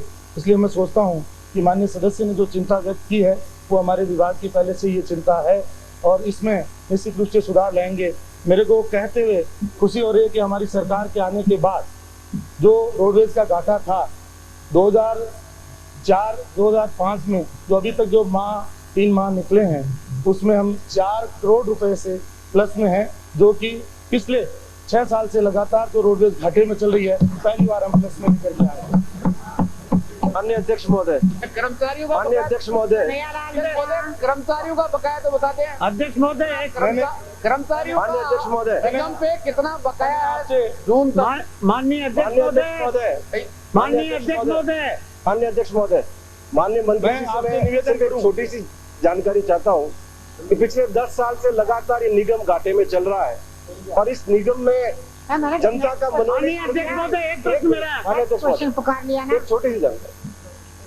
4 करोड़ का मुनाफा दे दिया ना उन्होंने। माननीय अध्यक्ष महोदय, मुनाफा तो दे दिया, लेकिन प्रश्न तो माननीय अध्यक्ष महोदय, मुनाफा तो दे दिया, माननीय अध्यक्ष महोदय, धन्यवाद दे देंगे जो मुनाफा दे रहे हैं। 4 करोड़ रुपया अरे धन्यवाद दे देंगे ना मुनाफा का, उसमें क्या बात है? सरकार के निगम पे आज भी हजारों कर्मचारियों का बकाया है जो सरकार नहीं चुका करके उसको फायदे में दिखाने की बात कर रही है। माननीय अध्यक्ष महोदय, मैं सिर्फ आपके प्रश्न आई नहीं है। माननीय अध्यक्ष महोदय, कर्मचारियों वाली बात तो आपके प्रश्न में आई नहीं है। माननीय अध्यक्ष, नेक्स्ट क्वेश्चन। माननीय अध्यक्ष महोदय, मैं मंत्री जी से ये जानना चाहता हूँ कि पिछले 10 साल में लगातार ये निगम घाटे में रहा महोदय और अध्यक्ष महोदय, अध्यक्ष महोदय माननीय अध्यक्ष महोदय, बंदोरा तो पत्ती खाजे और फेरा दादी ले लिया, घाटो थे कर दी और हिसाब आऊ मांगो। अरे हिसाब नहीं मांग रहा हूँ, सजेशन दे रहा हूँ। खंड 10 साल से ये निगम घाटे में रहा है और इस निगम में मैंने नेक्स्ट क्वेश्चन पुकार लिया। अध्यक्ष महोदय, खंड 1 विधानसभा क्षेत्र बस्सी के गांवों में गत 5 वर्षों में कुल 776 कार्य कराए गए। योजनावार कराए गए कार्यों का विवरण व व्यय राशि परिशिष्ट कह पर अवलोकनीय है। खंड 2 कुल 776 कार्यों में से 754 कार्य पूरे हो चुके हैं, 21 कार्य अपूर्ण हैं तथा 1 कार्य निरस्त किया जा चुका है। अपूर्ण कार्यों के अपूर्ण रहने का कारण संबंधित कार्य के सम्मुख परिशिष्ट ख पर अवलोकनीय है। माननीय अध्यक्ष महोदय, मैं माननीय मंत्री महोदय से निवेदन करना चाहूंगा कि जो 21 कार्य अपूर्ण रहे हैं उनका 3 साल से अपूर्ण है, इनका क्या कारण है, तथा मैं आपसे निवेदन करना चाहूंगा कि ये कार्य कब तक पूरे कर दिए जाएंगे। अध्यक्ष महोदय, जो 21 कार्य अपूर्ण हैं उनके कारण हमने परिशिष्ट पे लिखे और उनको जल्दी से जल्दी पूरा कराने के लिए भी लिखा है। जैसे इसमें 4 दीवारी निर्माण का कार्य हक्केपुरा का वो 1 माह में पूरा हो जाएगा और इसी तरह से ग्रेवल सड़क रामपुरा ये भी 1 माह में पूरी हो जाएगी। ग्रेवल सड़क राम सिंह रोड ये भी 1 माह में पूरा हो जाएगा। लंबा रोड ग्राम पंचायत भवन की धोबी मोहल्ला 1 माह में पूरा, सब इसमें दे रखा। अध्यक्ष महोदय, मंत्री महोदय, मैं निवेदन करना चाहता हूँ आपसे, जो अपूर्ण कार्य क्यों रहे, ये पूरे क्यों नहीं हुए और अपूर्ण कार्य रहने का क्या कारण है। दूसरा, अपूर्ण जो कार्य रहे हैं उनको क्या पूरा करने का विचार रखते हैं और तो कब तक। तो कह दिया ना माननीय अध्यक्ष महोदय, मुझे राजीव मैंने ये कहा कि जो 1 महीने में कार्य पूरा होना चाहिए वो मैंने बता दिया। जहाँ तक अधूरे रहे कार्य है उसका कारण ये है जो मैंने इसमें लिखा है कि कहीं पे पंचायतों के द्वारा सरपंचों ने कई मामलों में पैसे उठा लिए और वो सरपंच नहीं रहे, गबन कर गए, उनसे वसूलियां हो रही है, कार्रवाई हो रही। और कुछ मामले जिनमें पंचायतों में काम कराने में जो देरी हुई है उनको भी हमने सबको नोटिस दिया है और उनके खिलाफ भी कार्रवाई की जा रही और कार्रवाई 1 महीने के अंदर अंदर जितने अपूर्ण कार्य उनको पूरा करा दिया जाएगा। माननीय मंत्री महोदय, वो कितने सरपंच हैं जिन्होंने गबन घोटाले किए, आप उनकी सूची बताने का कष्ट करें। ये तो अलग से प्रश्न है। अध्यक्ष महोदय, ऐसा तो इन्होंने पूछा नहीं और मैंने पर प्रत्येक कार्य में लिखा हुआ आगे जिन सरपंचों का इनको सूची दें जिन्होंने अध्यक्ष महोदय, मैं माननीय मंत्री महोदय से निवेदन करना चाहूंगा कि 75 इनके कर्म संख्या पूर्ण कार्य में 75 नंबर, माननीय अध्यक्ष महोदय 75 नंबर का जो कार्य है क्या वो आपने पूर्ण बताया, क्या मौके पर कायम है या नहीं है, आप ये बताइए मुझे। अध्यक्ष महोदय, 75 नंबर पर कार्य पूर्ण बताया वो पूरा है। अगर आप ये कहते हैं कि वहाँ कार्य नहीं है तो मैं उसकी जांच करवा लूंगा। मुझे जो सूचना मिली है पूरा कार्य की मिली है। अगर पूरा नहीं है तो मंत्री महोदय क्या पूरा कराओगे उस कार्य को। आप जवाब क्यों दे रहे हैं श्री तगाराम। प्रश्न संख्या 128 खंड 1, ये सही नहीं है कि विधानसभा क्षेत्र बाड़मेर में थानों की संख्या बहुत कम है। बाड़मेर विधानसभा क्षेत्र में गांव बटाडू एवं विशाला में नए पुलिस थाने स्थापित करने का कोई प्रस्ताव नहीं है। खंड 2, हाँ ये सही है कि जिला बाड़मेर में पुलिस थाना गिडा, सेवड़ा एवं बिजराट में टेलीफोन की व्यवस्था नहीं है। टेलीफोन एक्सचेंज दूर होने एवं सीमित वित्तीय साधनों के कारण उक्त थानों चौकियों में टेलीफोन लगाए जाने विचाराधीन है। माननीय अध्यक्ष महोदय, मंत्री महोदय ने ये बताया कि अपने बाड़मेर विधानसभा क्षेत्र में पुलिस थानों की संख्या कम नहीं है, टेलीफोन नहीं है। इस संबंध में मैं निवेदन करूं कि पुलिस थानों की संख्या 3 है, उनमें से केवल बाड़मेर नगर में 2 थाने हैं और ग्रामीण क्षेत्र लंबा चौड़ा है। 3 लाख के लगभग जनसंख्या वाला विधानसभा क्षेत्र बाड़मेर ढाणियों में बसता है, गांवों में बहुत कम बसता है। उनके लिए केवल 1/2 थाना वो एक तरफ पड़ता है। और मैंने जैसा निवेदन किया कि बिसाला और बटाड़ू ये भी दूर दराज की चौकियां हैं, पुलिस चौकियां, उनमें थाना होना नितांत आवश्यक है जनता की सुविधा के लिए। दूसरा मेरा निवेदन यूँ है कि यदि सरकार उन स्थानों पर थाना स्वीकृत करने के विचार में इस वक्त नहीं है, तो मेरा निवेदन ये है कि उन पुलिस चौकियों को जो बिसाड़ा और बटाड़ू है उनको तो अनुसंधानित चौकी मान करके और वहाँ पर कम से कम सहायक उप निरीक्षक का पद तो सर्जित करें आप, जिससे भी जनता को कुछ राहत मिलेगी। दूसरा मेरा प्रश्न है कि टेलीफोनों की व्यवस्था साधनों के अभाव में नहीं है। सरकार यदि पुलिस सेवा का आधुनिकीकरण करने का विचार रखती है तो पुलिस थानों में टेलीफोन होना नितांत आवश्यक है, क्योंकि दूर दराज में कहीं भी कोई घटना घटती है तो वहाँ पहुँचने में बड़ा समय लगता है और टेलीफोन पर आवश्यक सूचना पहुँचाई जा सकती है। इस वक्त मैं गीड़ा के संबंध में निवेदन करूं कि गीड़ा स्वयं के पास में ढाणी में तो टेलीफोन है लेकिन पुलिस थाना में नहीं है। और मोबाइल दे सकते हैं और अब तो मोबाइल दूसरा मेरा निवेदन है, दूसरा मेरा प्रश्न है कि सीमावर्ती क्षेत्र जॉर्डन के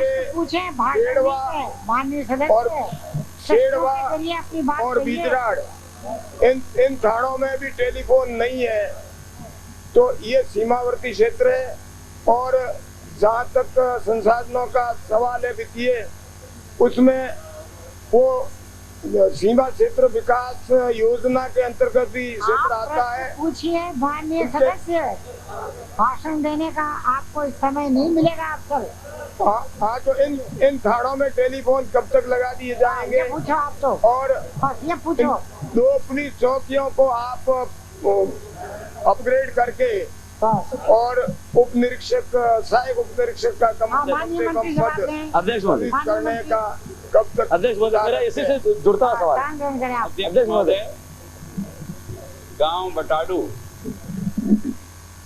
थानों को जब खोलते हैं तो उसमें दर्ज होने वाले मुकदमों को आधार ध्यान में रखते हैं। इसमें वर्ष 2001 में 47 मुकदमे रजिस्टर हुए थे इस क्षेत्र में, 2 में 38 और 3 में 29, और इसलिए जो एक मिनिमम नॉर्म्स है उससे भी काफ़ी कम अपराध यहाँ हैं। सामान्यतः इस बात की कोशिश करते हैं कि अपराध के आधार पर थाने की वायबिलिटी कितनी बनती है, नहीं एक सामान्यतः, मैंने पूरा नहीं कहा, मैंने कहा सामान्यतः इस बात को भी ध्यान में रखते हैं और क्षेत्र के फैलाव को भी ध्यान में रख कर के आधार बनता है। इसी तरह से विशाला में भी जो अपराधों की संख्या हमारे रिकॉर्ड पर है वो हमारा जो एक नॉर्म्स बना हुआ उससे कम है, लेकिन यहाँ दोनों स्थानों पर चौकियाँ हैं। जैसा आपने भी कहा, इस सारे क्षेत्र में पूरा का पूरा बाड़मेर में हमारे 24 चौकियाँ इस समय कार्यरत है। 19 स्वीकृत चौकियाँ हैं, 5 अस्वीकृत है लेकिन व्यवस्था की दृष्टि से कायम कर रखा है।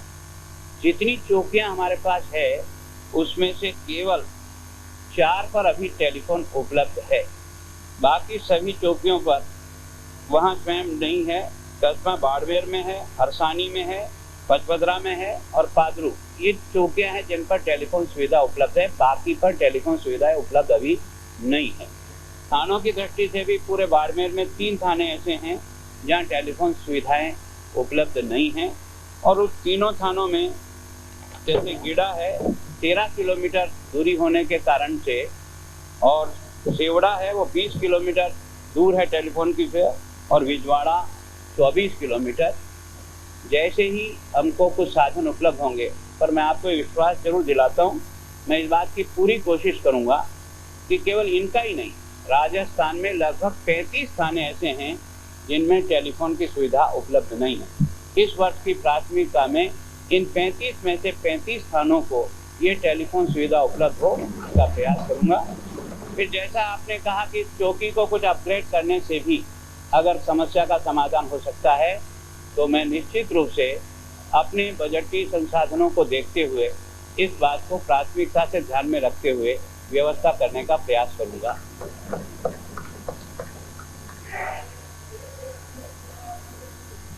अब आपकी बात तो पूरी हो गई।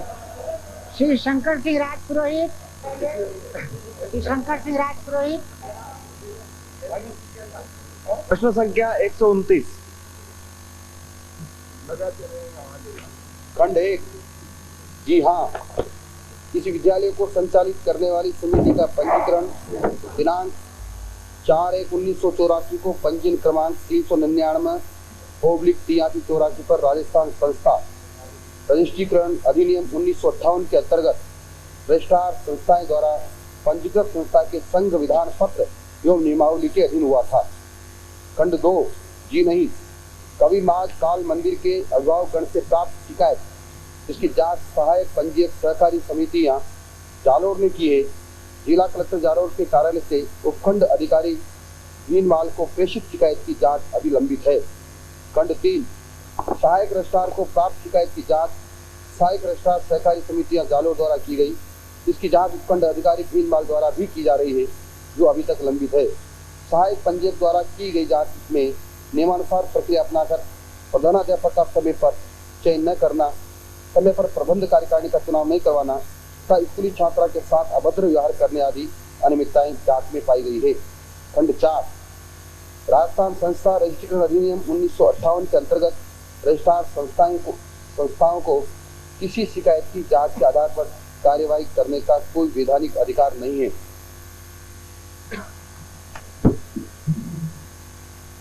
माननीय अध्यक्ष महोदय,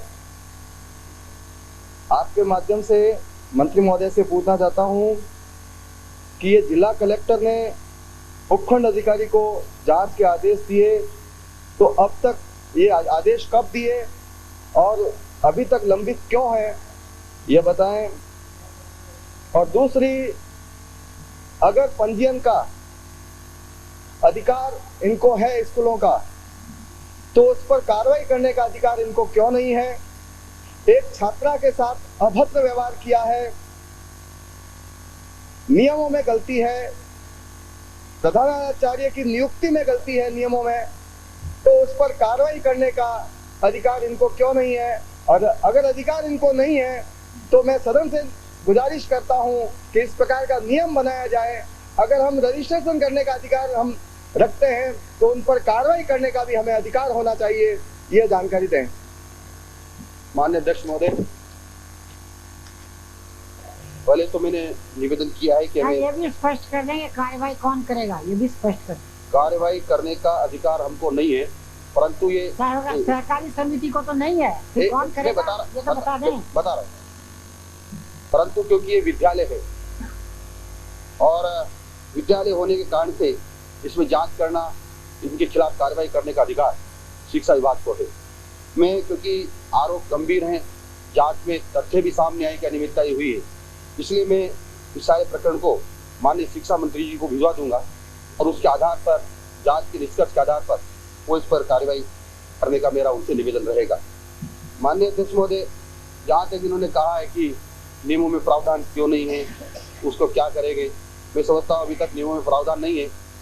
आगे जैसा भी होगा इस पर विचार करेंगे और संभव होगा तो कोशिश करेंगे कि कमेटी बना करके विचार करेंगे इस पर क्या किया जा सकता है। माननीय अध्यक्ष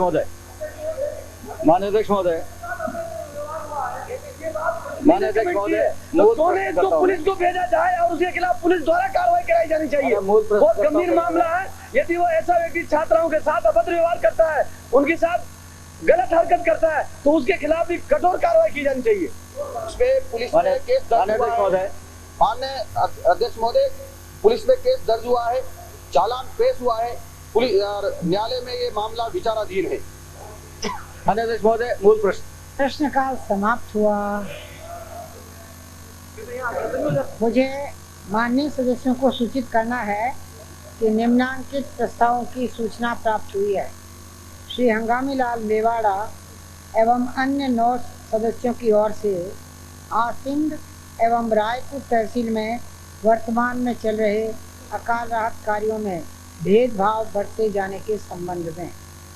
दूसरा, श्री रामनारायण मीणा एवं 3 अन्य सदस्यों की ओर से जिला बूंदी की जखाना से रायसर सड़क की भूमि का मुआवजा देने के संबंध में। उपरोक्त प्रस्ताव इतने गंभीर प्रकृति के नहीं है कि सदन की पूर्व निर्धारित कार्यवाही को रोक कर इन पर विचार किया जाए, अतः अस्वीकार किए जाते हैं। माननीय सदस्यगणों को ये भी सूचित किया जाता है कि आज जिनके नियम 295 के अंतर्गत प्राप्त सूचनाएं प्राप्त हुई हैं, विशेष उल्लेख की, उनको पढ़ा हुआ मान लिया गया।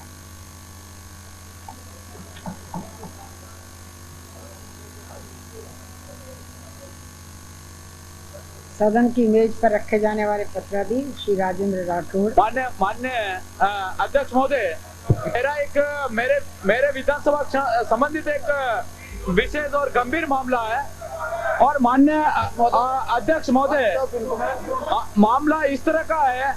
अध्यक्ष महोदय, आपने मान्य अध्यक्ष महोदय, छिपाला मोड़ी का एक गंभीर मामला है और इस मामले में मेरा निवेदन है मान्य अध्यक्ष महोदय। माननीय सदस्य खड़े होंगे तो आसन कुछ नहीं सुन पाएगा, इसलिए आप माननीय सदस्य खड़े हो। माननीय अध्यक्ष महोदय, माननीय अध्यक्ष महोदय, मेरा एक गंभीर मामला है, उसमें मेरा गंभीर मामला क्या गंभीर मामला? मामला ये है माननीय अध्यक्ष महोदय, विधानसभा क्षेत्र गोकुंदा में छिपाला मोड़ी जो गांव है, I am on point of order, और उसमें under rule 294 I am on 112 लोगों की पॉइंट ऑफ ऑर्डर 294 एक पंचायत का गबन है हमारा। Madam, I am on point of order 294। Madam on 294 I am on point of order madam. 290 कोई कार्रवाई नहीं है इस समय। मैडम, कार्रवाई पेपर्स ले जाओ, इसी पे ले डाउन के लिए ये ले डाउन के लिए है। पहले ले डाउन के पहले ले डाउन के पहले मैडम देगा आपको ले डाउन के पहले। आप सुनिए, व्यवस्था दे दीजिए। आप 1 मिनट बिना दिए, 1 मिनट बिना दिए, बिना की व्यवस्था दीजिए।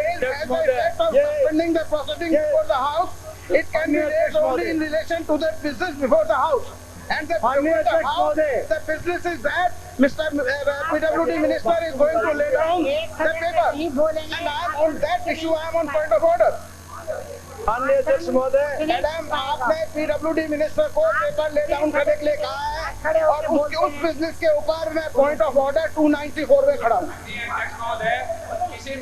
माननीय अध्यक्ष महोदय, मैं रूल 294 में जो PWD पेपर ले डाउन हो और उसको जयपुर और चोमू के बीच में घुमाया जाए, किसी महिला के शव का पोस्टमार्टम नहीं किया जाए और जयपुर में SMS में भी उसको परमिशन नहीं मिले और चोमू के डॉक्टर जयपुर में आकर पोस्टमार्टम कर दी। 21 बीमारी की जो सूचना मिली है माननीय, मुझे इसको पढ़ने का मौका दिया जाए। होने के साथ में माननीय मुझे इसको पढ़ने का मौका दिया जाए कि उसमें 3 महिलाओं की मृत्यु होने की जानकारी मुझे मिली है। मेरा निवेदन है माननीय अध्यक्ष महोदय, और 3 महिलाओं की मृत्यु में एक मामला चोमू का 12/7/2004 को। आप एक साथ इतने खड़े हो जाते हैं, आसन को कुछ सुनाई नहीं पड़ता। अब 2 तो सत्ता पक्ष के खड़े हैं, 3 आप प्रतिपक्ष के खड़े हैं। ऑन पॉइंट ऑफ ऑर्डर, क्या पॉइंट ऑफ ऑर्डर? मेरा पॉइंट ऑफ ऑर्डर ये है माननीय, मेरा पॉइंट ऑफ ऑर्डर माननीय महोदय, बड़ा संवेदनशील मामला है और बड़ा ले डाउन करने वाले standing on point of order. हमारा पॉइंट ऑफ ऑर्डर सुन लीजिए दोनों। माननीय अध्यक्ष महोदय 12/7/2004 दूंगी जब कोई एक माननीय सदस्य बोले, इतने सारे खड़े हैं, सुनाई तो दे नहीं रहा है, कोई एक बोले जब सुनू ना। माननीय अध्यक्ष पॉइंट ऑफ ऑर्डर पे आप दोनों में से कौन सा पॉइंट ऑफ ऑर्डर किसी का भी कर दीजिए। उनको तो आप अलाउ कर दें, दूसरों को बैठा दें। हाँ। जो विद्वान है उसको अलाउ कर दें। आप अलाउ कर दे पॉइंट ऑफ ऑर्डर पे किसी को भी। मेरी नजर में से आप सब विद्वान हैं। माननीय अध्यक्ष महोदय इन दोनों से पहले आप मेरे को सुने, वैसे किसी को अलाउ कर दे। में इतनी अकल नहीं है मेरे में दिखती है। हमको किसी को अलाउ कर दीजिए, आपको मौका दो, नहीं तो बंसी का सोलर का बुलाना पड़ेगा। ये दोनों मंजिला बुलाना पड़ेगा। विद्वानों को किसी को अलाउ कर दे। मैडम पहले उठे इनको हमारे सभापति पैनल में इनको बैठो। इन दो विद्वानों में से किसी एक विद्वान को बोल लेने दीजिए, क्या पॉइंट ऑफ ऑर्डर है? पॉइंट ऑफ ऑर्डर आपसे मिलके गए हमाम जी। अध्यक्ष महोदय पहले पॉइंट ऑफ ऑर्डर प्रायोरिटी मिलेगी हमको भाई। पॉइंट ऑफ ऑर्डर पे हमको प्रायोरिटी मिलेगी। वो क्या कहना चाह रहे हैं? पॉइंट ऑफ ऑर्डर हमारे point of order point of order 94 अध्यक्ष महोदय आदिवासी point of order under rule 294 बात में सुने under 294 point of order under 294 क्षेत्र में एक मिनट क्षेत्र में दीजिए मैडम गोविंदा क्षेत्र में गाँव में क्षेत्र में आप स्थान ग्रहण करें, आप स्थान ग्रहण करें। मैं अवसर दूंगी आपको, आप स्थान ग्रहण करें। Without anything, we are just raising point of order. देखिए इतने लोग खड़े रहेंगे। एक PWD मिनिस्टर साहब को ले डाउन करने के लिए पुकारा। पॉइंट ऑफ ऑर्डर हम पॉइंट ऑफ ऑर्डर में हैं। एक मिनट सुनिए। फैल गई है, भारत की लगातार लोग मर रहे हैं, अभी तक सरकार सोई हुई है। हम आपके महोदय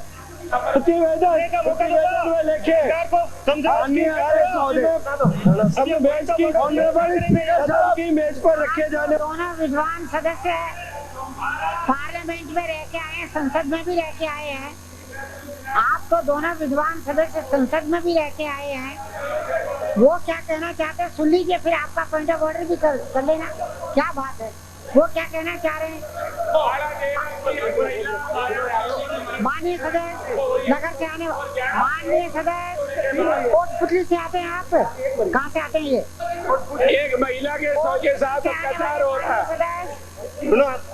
मुझे नाम लेने के लिए मजबूर ना। माननीय अध्यक्ष महोदय, मेरा निवेदन ये था कि आप विराजे हैं। पंचायत बोलिए, विधानसभा क्षेत्र गोगुंदा में क्या कहना चाहते हैं आप? पंचायत मोड़ी के गांव चिपाला में 12/7/2004 को सूचना ये मिली कल हमें कि इसमें 112 लोग बीमारी से जूझ रहे हैं और बीमारी इस तरह की भयंकर फैली है जिनमें 3 महिलाओं की मृत्यु हो चुकी है। और इसमें माननीय अध्यक्ष महोदय 12/7/2004 को और 13/7/2004 को और 14/7/2004 को लगातार मृत्यु महिला की हुई है। उनमें मेरा निवेदन है माननीय अध्यक्ष महोदय कि इस तरह की लगातार मृत्यु होने से 112 लोग जहाँ वहां पर तकलीफ पा रहे हैं। मेरा निवेदन ये है कि आप उनके सरकार के माध्यम से हमें जानकारी मिले कि किस तरह से वहां पर ये बीमारी फैली है और बीमारी फैलने का क्या कारण रहा है और जो 3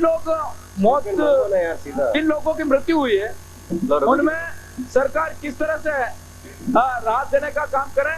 ये मेरा माननीय अध्यक्ष महोदय आपके माध्यम से मुझे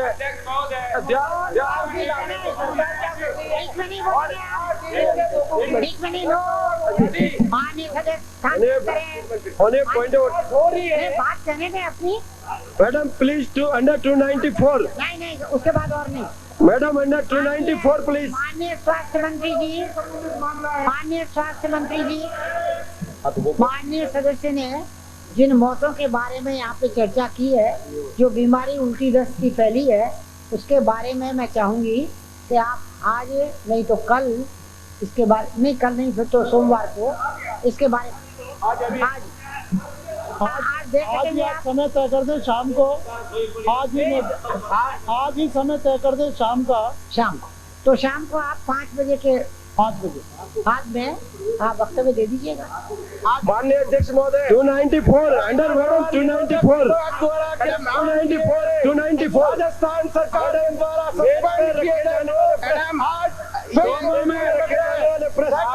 सोमो में एक महिला की मृत्यु हुई और उसके पियर वालों की रिपोर्ट पर 10 दिन के अंदर गाड़ा डेरा में पोस्टमार्टम करवाने के लिए हर बात पे आपके लिए बोलना आवश्यक नहीं है। आप स्थान ग्रहण करें। अब अंकित रहियो, सेक्रेटरी आसन पांवों पर है। मैं समझती हूँ सत्ता पक्ष और प्रतिपक्ष दोनों ही अब अपनी फेफड़ों की ताकत और गले की ताकत दोनों दिखा चुके हैं और अब हमें आगे की कार्यवाही प्रारंभ कर देनी चाहिए। Please allow me. I'm on the point of order. Please allow us to raise point of order. Please. ये 200 प्रतिवेदन जो रख रहे हैं माननीय मंत्री महोदय सदन की मेज पर, ये 2002 और 2001 कोई पॉइंट ऑफ ऑर्डर नहीं होगा। एक कारण बताया जाए कि इतनी देरी से ये सदन की मेज पर ये पेपर सदन की इतनी देरी से जबकि हर साल कंपनी अधिनियम की धारा 1956 के तहत ऑडिट होता है और ये 2001, 2002, 2002 लेके हर सदन की मेज पर रख रहे हैं। इसका कारण बताएं माननीय मंत्री महोदय कि इतनी देरी से क्यों रखे जा रहे हैं। ये हमारा पॉइंट ऑफ ऑर्डर है। मैडम ये बताइए, इसके बारे में इनका भी फैसला कर दो। लोकसभा की जो विवरण है वो मैं आपकी आज्ञा से पढ़ के सुनाना चाहता हूँ। State road development and construction corporation limited का प्रथम वार्षिक प्रतिवेदन लेख वर्ष 2000-2001 तथा द्वितीय वार्षिक प्रतिवेदन लेखे वर्ष 2001। सदस्य सिरोही से आने वाले माननीय सदस्य आसन पांवों पर है। इन्होंने नोटिस के आरोप सदन की परंपराओं को मंत्री महोदय कुछ कहेंगे नहीं। पीडब्ल्यूडी मिनिस्टर आप स्थान ग्रहण करें। आप एक साथ इसे खड़े होकर मैं क्या करूँगा आपका अवसर प्रदान कीजिए। नहीं, सवाल ये है कि वो किसी तरीके से इस चीज को उठाएंगे तब कोई मंत्री जवाब देगा ना। मैं पहले आपसे कह रही हूँ, सिरोही से आने वाले माननीय सदस्य, मैं आपसे निवेदन कर रही हूँ, आप दोबारा जीत के आ गए इसका मतलब ये नहीं है कि सदन का सारा समय आप ही लेंगे। ये मतलब नहीं है इसका। आप सारा समय हर बात पे बोलते हैं। आपने कोई नोटिस दिया नहीं, कोई बात नहीं, यूं ही खड़े होके हो जाते हैं, लहराने लग जाते हैं कागज, हाथों को ताकत दिखाने लग जाते हैं। ये कोई तरीका नहीं है। देखिए, विधानसभा के अंदर बोलने की, अपनी बात को प्रकट करने की भी एक, जिसे कहना चाहिए, मर्यादा है और आप उस मर्यादा में भैया हाथ हिलाना, कागज लहराना, ये मर्यादा में नहीं आता है, सदन की गरिमा में नहीं आता है। इसलिए आप ध्यान रखेंगे आइंदा इस बात। To the business before the house at the moment. 0 our जब खत्म हो गया था तब मैंने सदन के पटल पे पत्र रखने के लिए नाम पुकार लिया था सार्वजनिक निर्माण मंत्री। उसी पे मैं पॉइंट ऑफ ऑर्डर पे हूं। खत्म हो गया था। क्या करना है मैडम? प्रतिपक्ष के नेता बोल रहे हैं और ये बोल खड़े होते हो तो समय तो समाप्त हो गया। Order madam. कार्यवाही को आगे चलने देना चाहते हैं कि नहीं, पहले ये तय कर लीजिए। ये तय करिए आप पहले कि आप सदन की कार्यवाही को चलने देना चाहते हैं कि नहीं। मैं आपको दूंगी समय। आसन ने कितनी बार आपसे कहा कि आप एक एक करके बोलें तो सबकी बात सुनी जा सके। एक साथ सत्ता पक्ष भी प्रतिपक्ष भी दोनों खड़े हो जाते हैं, एक साथ बोलने लगते हैं, न किसी की बात सुनाई देती है, न किसी की बात अंकित होती है, फिर भी बोले चले जा रहे हैं। नाम पुकारो उससे पहले तो आप सब खड़े हो जाते हैं। विद्वान प्रतिपक्ष के नेता हैं, पहले वो बोल दें, उसके बाद इन विद्वान। Madam, I am under the rule 294। हाँ, मैं आपको समय दूंगी। पहले प्रतिपक्ष के नेता वो क्या कहना चाहते हैं, फिर आपको भी दूंगी सब। महोदय, इस सदन की ये परंपरा रही है कि कई बार 0 आवर में बिना नोटिस दिए हुए भी कुछ प्रश्न उड़ जाते हैं और जिसमें ऐसे गंभीर प्रश्न, जिसमें एसीडी के आरोप लगे हुए लोग और जिनका 3-3 दिन में 2-2, 3-3 बार ट्रांसफर हो जाए, तो इसके संबंध में समझता हूँ सदन की इस गरिमा को बनाए रखने के लिए सरकार को स्टेटमेंट देना चाहिए। बराबर सारे जगह ये आम चर्चा है कि एक तरीके से जो भाजपा के लोग जो हैं, माननीय अध्यक्ष महोदय किसी से बोल रहे हैं, ये प्रतिपक्ष के नेता, मैं आपसे पूछना चाहता हूँ कि ये प्रतिपक्ष के नेता का दायित्व है क्या कि बिना प्रक्रिया, बिना नियम के और कोई विषय चालू कर दे? ये कौन सा विषय है? आप नोटिस दीजिए, आइए, आपको जो पूछना है सरकार उत्तर देगी। प्रतिपक्ष को नोटिस देकर आरोप लगाओ, प्रतिपक्ष के नेता देना चाहिए। अब होगा, इससे तो ज्यादा क्या हो सकता है? मुझे बड़ा अफसोस है कि सरकारी मुख्य सचेतक जो है बिना समझे और बात को बीच में टोकते हैं, उचित नहीं है। मैं तो अध्यक्ष महोदय, आप स्टेटमेंट कोई एक मिनट कंप्लीट कर लूं। कोई अनियमितता हुई तो नोटिस के द्वारा आओ ना, आप नोटिस के द्वारा आएंगे, सबसे विपक्ष के नेता बोल रहे हैं, बैठिए मंत्री जी, बैठिए। आपके हवा में बात फेंकने से नहीं चलेगा, नोटिस देकर के आइए और सवाल का जवाब आपको सुनना पड़ेगा कि हमने क्या किया, क्या नहीं। बिल्कुल बिल्कुल, क्या बात होगी, मर्जी चाहे बोल देते आप जो ऐसे कैसे हो सकता है? और आप नोटिस के नेता आपको सीधी बात कर रहे हैं, ये आप सीधी बात कर रहे हैं, आप सीधी बात करोगे तो ये माननीय अध्यक्ष महोदय बर्दाश्त नहीं होगा। जैसे कोई भी खड़ा होकर और आरोप लगा दे, नोटिस नहीं हो, प्रक्रिया में नहीं है और किसी प्रकार का नोटिस के बोलना शुरू कर दे, प्रतिपक्ष के नेता बोलना शुरू कर दे, इससे ज्यादा नहीं है। हम इसकी निंदा करते हैं। कोई तो समझ में आ सकता है, प्रतिपक्ष का नेता अगर इस प्रकार की बात को इस हल्के ढंग से उठाता है, नोटिस देके उठाइए, हम आपको एक एक चीज का जवाब देंगे, क्या गलती हुई, क्या नहीं हुई। और अगर आपके पास प्रमाण हो तो 0 आवर में कई बार जो प्रश्न उठते हैं आपके अध्यक्ष महोदय, ऐसा होगा कि उसका आप स्टेटमेंट देना चाहे नहीं दें, हम नियमों से ले आएंगे, लेकिन आपको भी इतना हल्का बनने चाहिए। भ्रष्टाचार में लिप्त लोग बड़ी बड़ी 2-2, 3-3 दिन में मन चाहे स्थानों पर लगे, भ्रष्टाचार पैदा करने वाले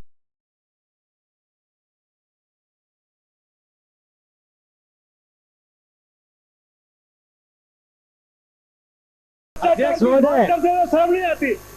देखिए क्या बोल रहे हैं ये अध्यक्ष महोदय, आइए नोटिस के द्वारा जो जिस प्रोफेशन से संबंधित लोग हैं उनको उस आरोप लगा रहे हो तो नोटिस चाहो, आरोप लगा रहे हो ना, विपक्ष के नेता हो ना, नोटिस देकर के आइए, इस हाउस में जरूर आओ और हम उस सवाल का जवाब देंगे आपको। क्या बात समझते हो?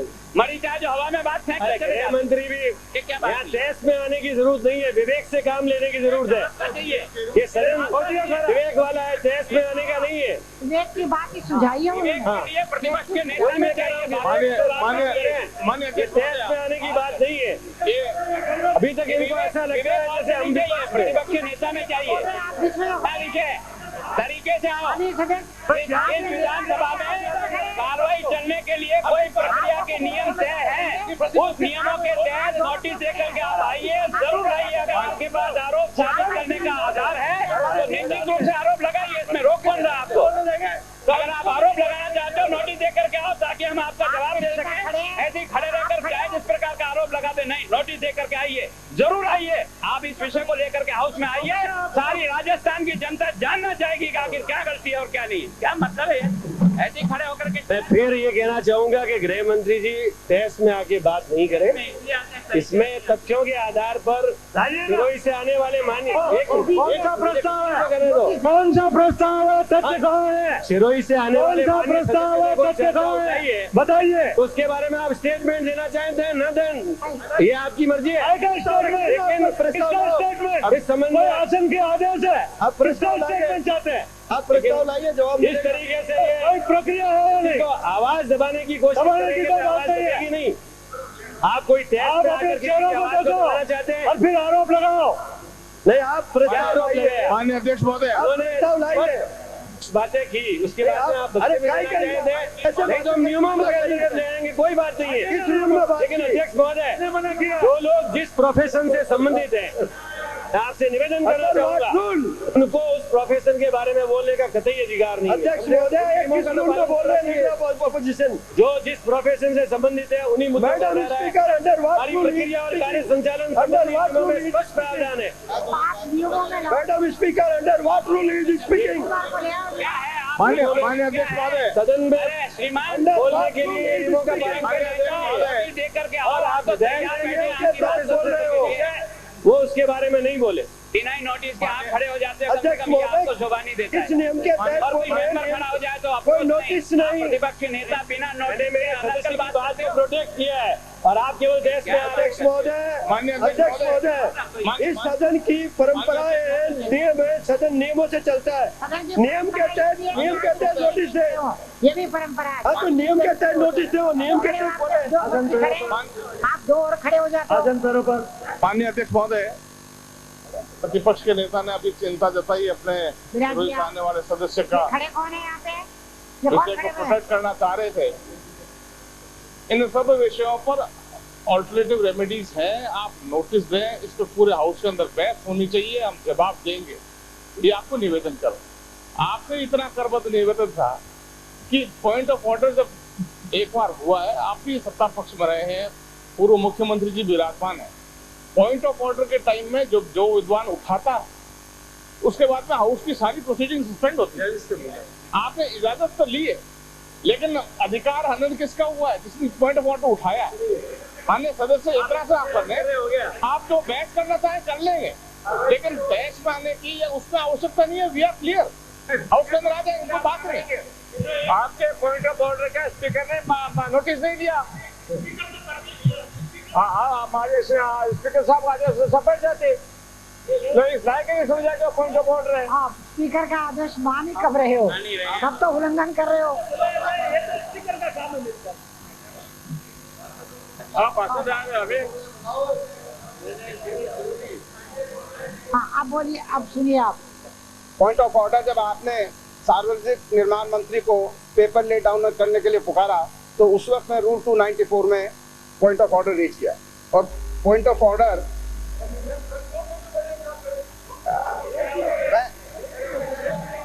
द पॉइंट ऑफ ऑर्डर एक ही, the point of order when raised has a effect. 294 देखना। छोटा राय सिंह से आने वाले माननीय सदस्य ने कोई पॉइंट ऑफ ऑर्डर उठाया तो उसका निस्तारण होगा। उसके बाद The point of order when raised has the effect of suspending the proceeding before the House. It can be raised only in relation to the business before the House. At the moment, the term business before the House means business included in the list of business. So, Madam, today in the list of business, Shri Rajendra Rathore सार्वजनिक निर्माण मंत्री company अधिनियम 1956 की धारा 619A(3) के अंतर्गत Rajasthan state road development and construction corporation limited का प्रथम वार्षिक प्रतिवेदन लेखे वर्ष 2000-2001 तथा द्वितीय वार्षिक प्रतिवेदन लेखे वर्ष 2001-2002 सदन की मेज पर रखे। माननीय अध्यक्ष महोदय, ये कंपनी नियम के तहत तो कॉर्पोरेशन बना है, हर साल ऑडिट होता है और इस विधानसभा को इतने लाइट रूप में ये सारे जो कॉर्पोरेशन के अधिकारी और उसके साथ साथ मंत्री लोग भी कि आज ये 2000-2001 का प्रतिवेदन आज सदन की मेज पर रखने के लिए ले जाए। माननीय अध्यक्ष महोदय, इसके लिए this issue was discussed during the session. A large number of papers are laid every day on the table of the House. I am quoting from Kohl and Shankar. In view of the volume and the variety of these papers, the House by itself is not in a position to give a closer scrutiny to all these papers and to become aware of their importance and significance, as there is no prior circulation of these papers. The members also are not in a position to raise objections, if any, as and when these are laid only in case, or not in possession to raise objection, if any, and such when these are laid only in case of inordinary delay in laying the papers. Some objections were raised and now and then on the floor of the House, and the minister concerned asked to explain the delay.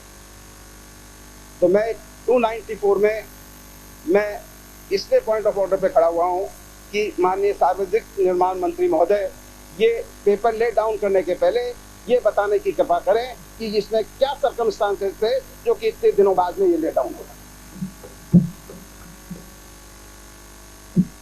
अध्यक्ष महोदय, सदन के दो विद्वानों ने बड़ी जिद्दोजहद के बाद दोनों ने सम्मिलित रूप से पॉइंट ऑफ ऑर्डर उठाया है।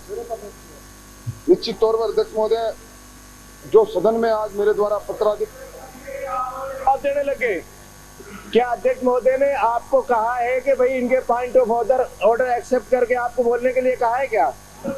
आप खुद ही, इसका मतलब अध्यक्ष महोदय हुआ मिली भगत से पॉइंट ऑफ ऑर्डर उठवाकर माननीय मंत्री ये गलत तरीका और गलत परंपरा डाल रहे हैं।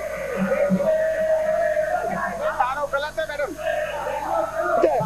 कोई मिली भगत नहीं है, कोई मिली भगत नहीं है। माननीय घनश्याम तिवारी जी ने के प्रबोधन में कहा था ये रूल्स, कोई भी माननीय सदस्य अगर कोई इंटेंशन से कोई सवाल विधानसभा में उठाता है वो प्रिविलेज के में आएगा। इन दोनों माननीय अध्यक्ष महोदय, रूल्स का मामला है, कहूंगा ये कोई मामला नहीं है जो मिली भगत से उठाया जाए।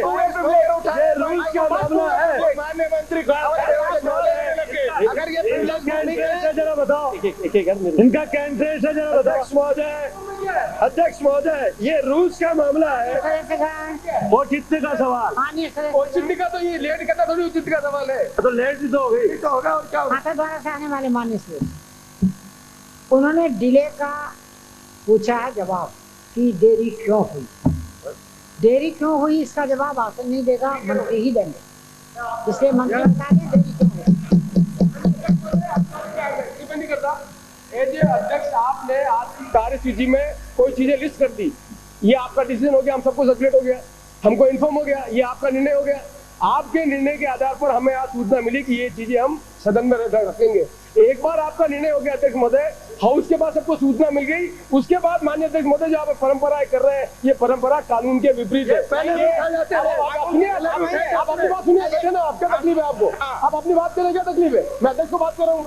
अध्यक्ष महोदय, मैं निवेदन करना चाहता हूँ कि अध्यक्ष का जो निर्णय जिसको आपके सेक्रेटरी ने हम सब उसको सूचित किया है, जिसमें लिखा हुआ है कि हम ले कर रहे हैं, ये आप उस निर्णय को बदल रहे हैं तो ये एक गलत परंपरा हो जाएगी। सारी कार्यसूची है, आप अपनी बात आपको बोल देंगे, क्या तकलीफ है? Why are you speaking? ये आप आपके अध्यक्ष से बोल रहे हूँ, मैं आपसे नहीं बोल रहा हूँ। इसलिए अध्यक्ष महोदय, मैं आपसे विनम्र निवेदन करना चाहता हूँ कि जब अध्यक्ष किसी कार्यसूची को अपने दक्षत से सेक्रेटरी के द्वारा सर्कुलेट करवा देता है, उस कार्यसूची को इस तरह से आप यदि बदलने का काम करेंगे तो ये संसदीय परंपराओं के लिए गलत हो जाएगा। आप दोबारा विचार कर लें। आप निर्णय करने का आपका निर्णय सर्वोपरि है कि आपने मंत्री को अलाउ किया, हमें कोई तकलीफ नहीं, पर आपको मालूम होना चाहिए कि ये बात जब सदन में आपके सेक्रेटरीट में लाया ये रिपोर्ट, तब मंत्री की ड्यूटी थी इस कानून के अंतर्गत रिपोर्ट हर साल लेकर करनी है। यदि आपने बिना इस कंडोन किए हुए कारण सेक्रेटरी असेंबली को क्यों लिख के दिया कि इस रिपोर्ट को लेके आ जाए, ये विभाग की गलती है। विभाग के मंत्री की ड्यूटी थी कि यदि कंडोन करना था टाइम तो स्पीकर से लेते परमिशन कि हमने रिपोर्ट टाइम पर सबमिट नहीं कर सके, इसे कंडोन से करने के बाद सबमिट कर रहे हैं। ये उस स्टेज पर इसका एग्जामिनेशन हो जाना चाहिए था। अब ये स्टेज नहीं माननीय अध्यक्ष महोदय जहां आप मंत्री को परमिट कर रहे हैं कि कंडोनेशन के लिए मंत्री जवाब देगा, ये संसदीय परंपराओं के बिल्कुल विपरीत हो जाएगा। आप मंत्री को पहले कहिए कि इसने गलत परंपरा डालकर बिना कंडोन किए सेक्रेटरीट को जो सूचना दी है उसके लिए विभाग जिम्मेदार है, उसके लिए उनको आपको पता ना देना चाहिए। बनिस्बत की उनको एनकरेज करने के लिए आप उनको कहे मैं कंडोन किया करूंगा, ये परंपरा ठीक नहीं रहेगी। आपका जो भी निर्णय मानेंगे, पर मैं समझता हूँ कि मेरी ड्यूटी बनती है कि मैं आपका ध्यान आकर्षित करूँ। कार्यसूची में कोई पूर्व में भी अध्यक्ष महोदय के निर्णय है।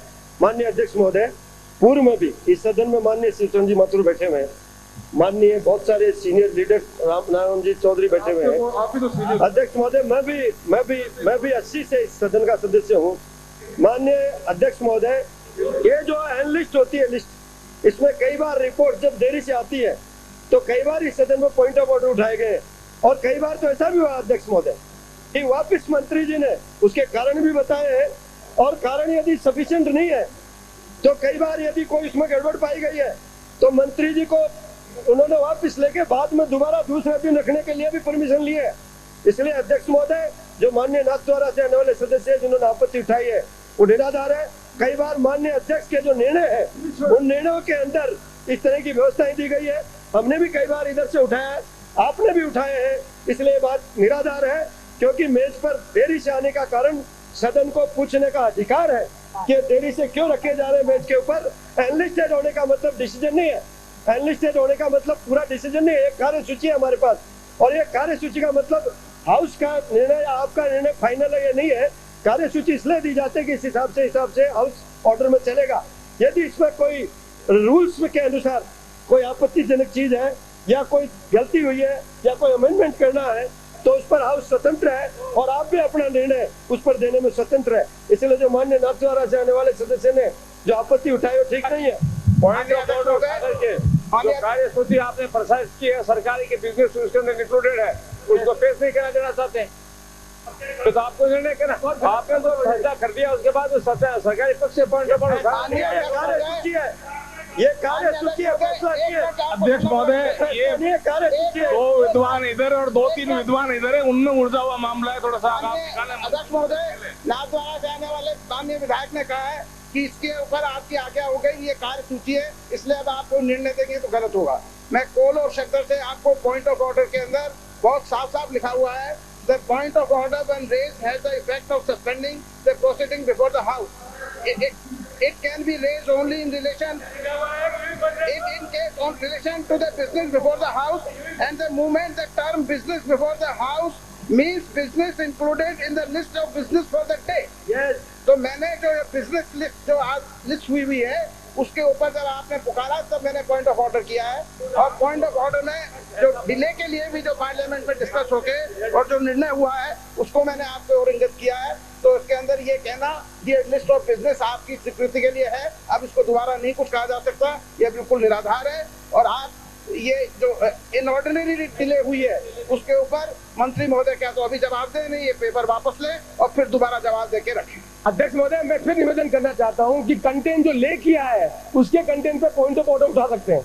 यदि जिस जो कंटेंट दिख रहे हैं उस पर आप पॉइंट ऑफ ऑर्डर वैलिड ये प्रश्न उठा रहे हैं। आपकी जो सेक्रेटरीट है असेंबली का सेक्रेटरीट, जिस सेक्रेटरीट में विभाग को रिपोर्ट भेजनी है उसके नियम बने हुए हैं कि रिपोर्ट कब भेजनी और क्या भेजनी है। ये विभाग के मंत्री का उत्तरदायित्व था।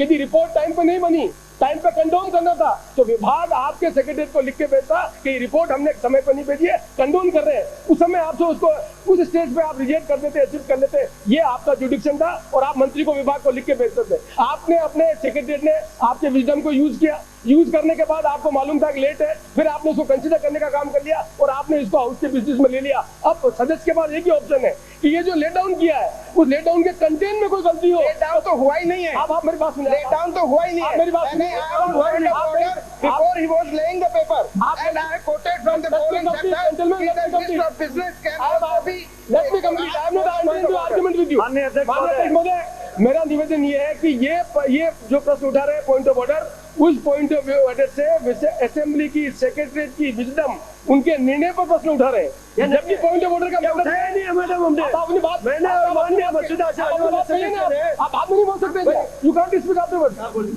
माननीय अध्यक्ष महोदय ये जो पॉइंट ऑफ ऑर्डर उठा रहे हैं ये पॉइंट ऑफ ऑर्डर जो निर्णय आपने लिया है सेक्रेटरीट ने उसकी विजडम पे उठा रहे हैं, जबकि पॉइंट ऑफ ऑर्डर का मतलब ये है कि जो हाउस में लेट कर रहे हैं उसकी कंटेंट में कोई गलती हो, उसमें कोई तकलीफ हो तो पॉइंट ऑफ ऑर्डर वैलिड है। अन्यथा ये स्टेज निकल चुकी, जिस स्टेज पर पॉइंट ऑफ ऑर्डर को आप एंटरटेन करें और ये कहें कि कंडोनेशन के लिए मंत्री को यहाँ पर अलाउ कर रहे हैं, ये परंपरा मैं समझता हूँ कि हमारी जो फंक्शनिंग है सेक्रेटरीट की विधानसभा की उसमें क्वेश्चन उठ जाएगा। इसलिए आप जो भी निर्णय करें उस निर्णय करने के बाद इस परंपरा को आप आगे नहीं बढ़ाएं जिस परंपरा से विधानसभा का सेक्रेटरी अपनी विजडम पे किसी चीजों को कानून और नियम के अंदर जो चीजें हैं उनको एसेस करने के बाद उसको एजेंडा बना देता है और उसके बाद यदि हम इस तरह की प्रैक्टिस को अलाउ करेंगे तो फिर आपके जितने भी नियम और कानून के अंदर का जो पॉइंट है वो सारी सेक्रेटरीट के निर्णय के ऊपर भी पॉइंट ऑफ ऑर्डर में आप अलाउ करने का एक पंडारा बॉक्स खोलेंगे। इसलिए मेरा निवेदन ये है कि इस स्टेज पर यदि आपको करना है तो एक ही ऑप्शन है, या तो आप मंत्री से विड्रा करिए और विड्रा करके कहिए कि दोबारा कंडोन करके फिर परमिशन लेकर सेक्रेटरीट में आवे, वो तो समझ में आता है। लेकिन हाउस में यदि आप मिनिस्टर को अलाउ कर रहे हैं तो ये पंडारा बॉक्स खोलना है आपके निर्णय का। इसलिए मेरा निवेदन ये है कि आप या तो निर्णय ये दे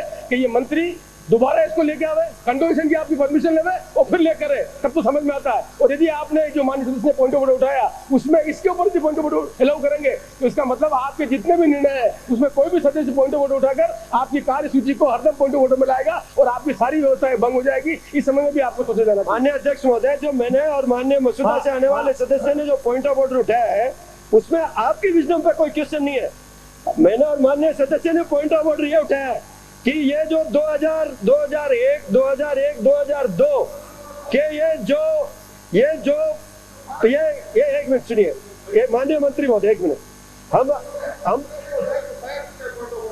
एक विषय पर दो माननीय विद्वान सदस्य एक साथ पॉइंट ऑफ ऑर्डर नहीं उठा सकता। पांच बोलते हैं कितना पॉइंट ऑफ ऑर्डर? पांच बोलते हैं। अध्यक्ष महोदय, पॉइंट ऑफ ऑर्डर पे 5-5-10 लोग बोलते हैं, पॉइंट ऑफ ऑर्डर पे 5-5-10 लोग बोलते हैं, अपनी राय प्रकट करते हैं अध्यक्ष महोदय, इसलिए हमने उठाया दोनों ने। हमारी आपकी विजडम पे कोई प्रश्न चिन्ह नहीं है। हमारा सवाल यह है कि माननीय मंत्री महोदय बताएं कि ये इतने ले डाउन क्यों हो रहे हैं हाउस में, ये प्रश्न हमने खड़ा किया पॉइंट ऑफ ऑर्डर के माध्यम से। आपकी विजडम पे हमने कोई प्रश्नवाचक चिन्ह नहीं लगाया। हमने नहीं, आपने माननीय अध्यक्ष महोदय, आप 22 को देख ले, माननीय अध्यक्ष महोदय, आप रूल नंबर 22 देख ले, माननीय अध्यक्ष गवर्नमेंट बिजनेस 294 माननीय अध्यक्ष महोदय, आप ठीक बोल रहे हैं, पहले भी देखिए 295 ओनली पॉइंट ऑफ ऑर्डर, अध्यक्ष दिए गए 22 में माननीय अध्यक्ष महोदय लिखा हुआ है arrangement of the government business. 279 में एक बार ये श्री मदन सिंह दाता सदस्य विधानसभा ने व्यवस्था का प्रश्न उठाकर इसी प्रकार का अधिसूचना के बारे में और जो है वो ऑब्जेक्शन किया था, तो उसमें श्री मदन सिंह दाता सदस्य विधानसभा ने व्यवस्था का प्रश्न उठाया कि अधिसूचनाएं सदन की पटल पर रखी गई है, वे समय पर नहीं रखी गई है। श्री परशुराम मदेरणा ने कहा कि प्रिंसिपल्स अधिनियम में इस बात का उल्लेख है कि सदन के सत्र के अंदर पहले दिन ही ये सदन की मेज पर रखी जाएगी, ताकि इस सदन में के मान्य सदस्यों को अधिकार है कि उन रूल्स के संबंध में कोई संशोधन पेश करना चाहे तो 14 दिन के अंदर पेश कर सके। जब कभी पूर्व में किसी विभाग के अधिकारी सरकार के नोटिस में नहीं लाए और वह अधिसूचना कानून के अंतर्गत इस सदन में रखी जानी चाहिए थी, वह नहीं रखी गई है, इतनी डिले क्यों हुई और सरकार ध्यान रखेगी कि कोई सूचना पुरानी न रहे, इसके संबंध में रिग्रेट जाहिर किए जाए। इस पर माननीय उपाध्यक्ष ने व्यवस्था दी कि कोई भी माननीय मंत्री महोदय ऐसी सूचनाएं प्रस्तुत करते हैं तो सदन को अधिकार है पूछने का कि इसमें पहले क्यों नहीं प्रस्तुत की गई। मेरा निवेदन है कि कोई भी अधिसूचना प्रस्तुत करने से पहले माननीय मंत्री जी अपने विभाग से संतुष्ट हो जाएं और मालूम कर लें कि ये अधिसूचनाएं क्यों नहीं समय पर प्रस्तुत की गई है, तो उसके बाद ही सदन में रखें। और यदि सदन की मांग है तो माननीय मंत्री महोदय को सामान्यतः उसकी देरी के कारण बताने चाहिए। लैब से कहीं भी हो सकते हैं, लेकिन सदन इसके कारण जानना चाहता है तो माननीय मंत्री महोदय को उत्तर देना चाहिए। इसमें कोई स्पेसिफिक रीजंस है तो सदन को बताने चाहिए। ये पहले भी इस प्रकार की व्यवस्थाएं की जा चुकी है, तो बता देंगे मंत्री जी, इसमें कोई हाउस के और उसका कहीं कोई उल्लंघन नहीं है। माननीय अध्यक्ष महोदय, मैं आपका ध्यान रूल 22 पर आकर्षित करना चाहता हूँ। Arrangement of the government business on days allotted for the transaction of the government business। व्यवस्था सुनने के बाद भी आसन तो व्यवस्था दे चुका है इस बारे में, उसके बाद भी आप क्या कहना चाह रहे हैं? मैं नहीं कर, मैं आपका ध्यान जो माननीय मुख्य सचिव चीफ विप ने जो पॉइंट ऑफ उठाया, मैं आपको खाली रूल 22 को जो कोट कर रहा हूँ, माननीय आपके नियम के अंतर्गत। एक ही चीज पे कितनी बार बोलेंगे आप? एक ही चीज पे कितनी बार बोलेंगे? अभी हमको कह रहे आप तो धैर्य रखे ना यार, आप जजमेंट भी आपके पक्ष में जाते, काहे के वकील है? तर्क तो करें, जज को फैसला करने में आपको फैसला भी जाते हैं आप। द्वारा से आने वाले माननीय सदस्य, इससे पूर्व भी इस प्रकार का प्रश्न उठ चुका है और उसके बारे में, जिले के बारे में, और उसकी व्यवस्था दी जा चुकी है। आपको मुख्य सत्ता पक्ष के मुख्य सचेतक जी ने पढ़ के सुनाया, आप चाहें तो मैं दोबारा सुना दूं। मैं अध्यक्ष महोदय, आपकी परमिशन से रूल 22 को मैं 22 से को ध्यान पढ़ लें। एक मिनट आप, मैं उनसे आपने आपका तकलीफ है। रूल 22 से कहता माननीय अध्यक्ष महोदय, on days allotted for the transaction of the government business, such business shall, the word I am using, such business shall have precedence and the secretary shall arrange that business in such a order as may be determined by the house on the recommendation of the business advisory committee। आपका ये सारा business है, ये duly एक process से निकल के आया कि बिजनेस कौन सा अलॉटमेंट होगा, बिजनेस एडवाइजरी कमेटी ने फैसला किया, उसके बाद आपने निर्णय करने के बाद कौन से ले करेंगे, ये करेंगे, ये सारी विजडम सेक्रेटरीट ने यूज करके उसके बाद ये वर्ड यूज किया, इसलिए वर्ड लिखा हुआ शेल। कि once the word is shall then ये मैंडेटरी है हमारे पास में कि जो बिजनेस लिखा हुआ है उस बिजनेस को उसी तरह से ट्रांजेक्शन किया जाए। आपको यदि कंडोन करना है माननीय अध्यक्ष महोदय, फिर मैं निवेदन करना चाहता हूं कि मंत्री महोदय को यहाँ से विड्रा करने की परमिशन दे, कंडोन के आपको परमिशन लेके आवे, तब तो ये वैलिड पॉइंट है। पर यहाँ हाउस के अंदर यदि आप ये अलॉट करेंगे तो ये आपकी जो सारे कार्यसूची के ऊपर निर्णय करने की जो है उसमें दूसरे माननीय सदस्य भी प्रश्न उठाएंगे और हमारा सारा पंडारा बॉक्स खुल जाएगा, व्यवस्था हमारी गड़बड़ा जाएगी। ये निवेदन करना चाहता हूँ मैं। इसे फाइल को भी देख लें आप पढ़िए, इन्होंने लिखा है by the house on the recommendation of the business advisory committee. ये जो रिपोर्ट प्रस्तुत की गई है ये बिजनेस एडवाइजरी कमेटी की रिकमेंडेशन पर रिपोर्ट यहाँ पर नहीं रखी गई है, ये आपने तय किया है और मंत्री जी ने दिया है आपको। इसलिए ये केवल बिजनेस एडवाइजरी कमेटी जो एक साथ 4 तारीख तक का बिजनेस सेट किया है ये उस पर लागू होता है, ये उसमें लागू होता है, इस पर लागू नहीं होता है। आगे ये पर कौन सी प्रायोरिटी रहेगी उसके साथ? तो ये प्रायोरिटी उसके हिसाब से है। प्रायोरिटी रहेगी कौन से दिन की कौन से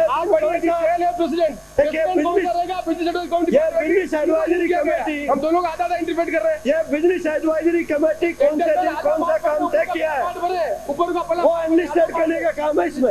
कमेटी ये करेगी, वो क्या होगा? दोनों आधा पार्ट पढ़ रहे हैं आप, पूरा पार्ट पढ़िए। मैं पूरा पार्ट पढ़ के बता रहा हूँ। ये उसके संबंध में है जो डेज निश्चित करते हैं और उनको आप एनलिस्टेड करते हैं, इस दिन ये काम होगा, इस दिन ये काम होगा, इस दिन ये काम होगा। ये पेपर्स वगैरह जो ले डाउन होते हैं हाउस में, एक रूटीन वर्क है और रूटीन वर्क में विभाग अपने अपने पेपर्स भेजते हैं।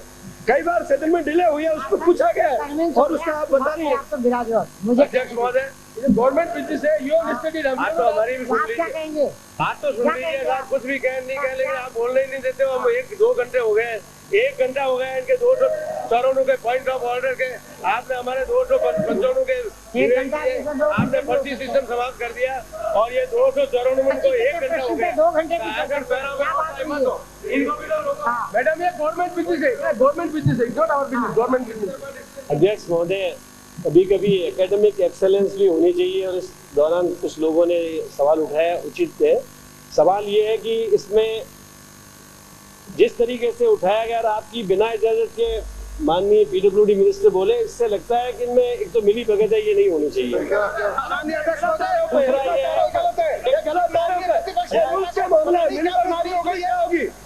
क्या मिली भगत है?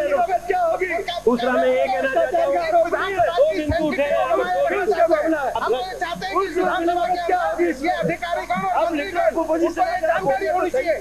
डिले नहीं करके लेके इसमें मिली भगत क्या होगी?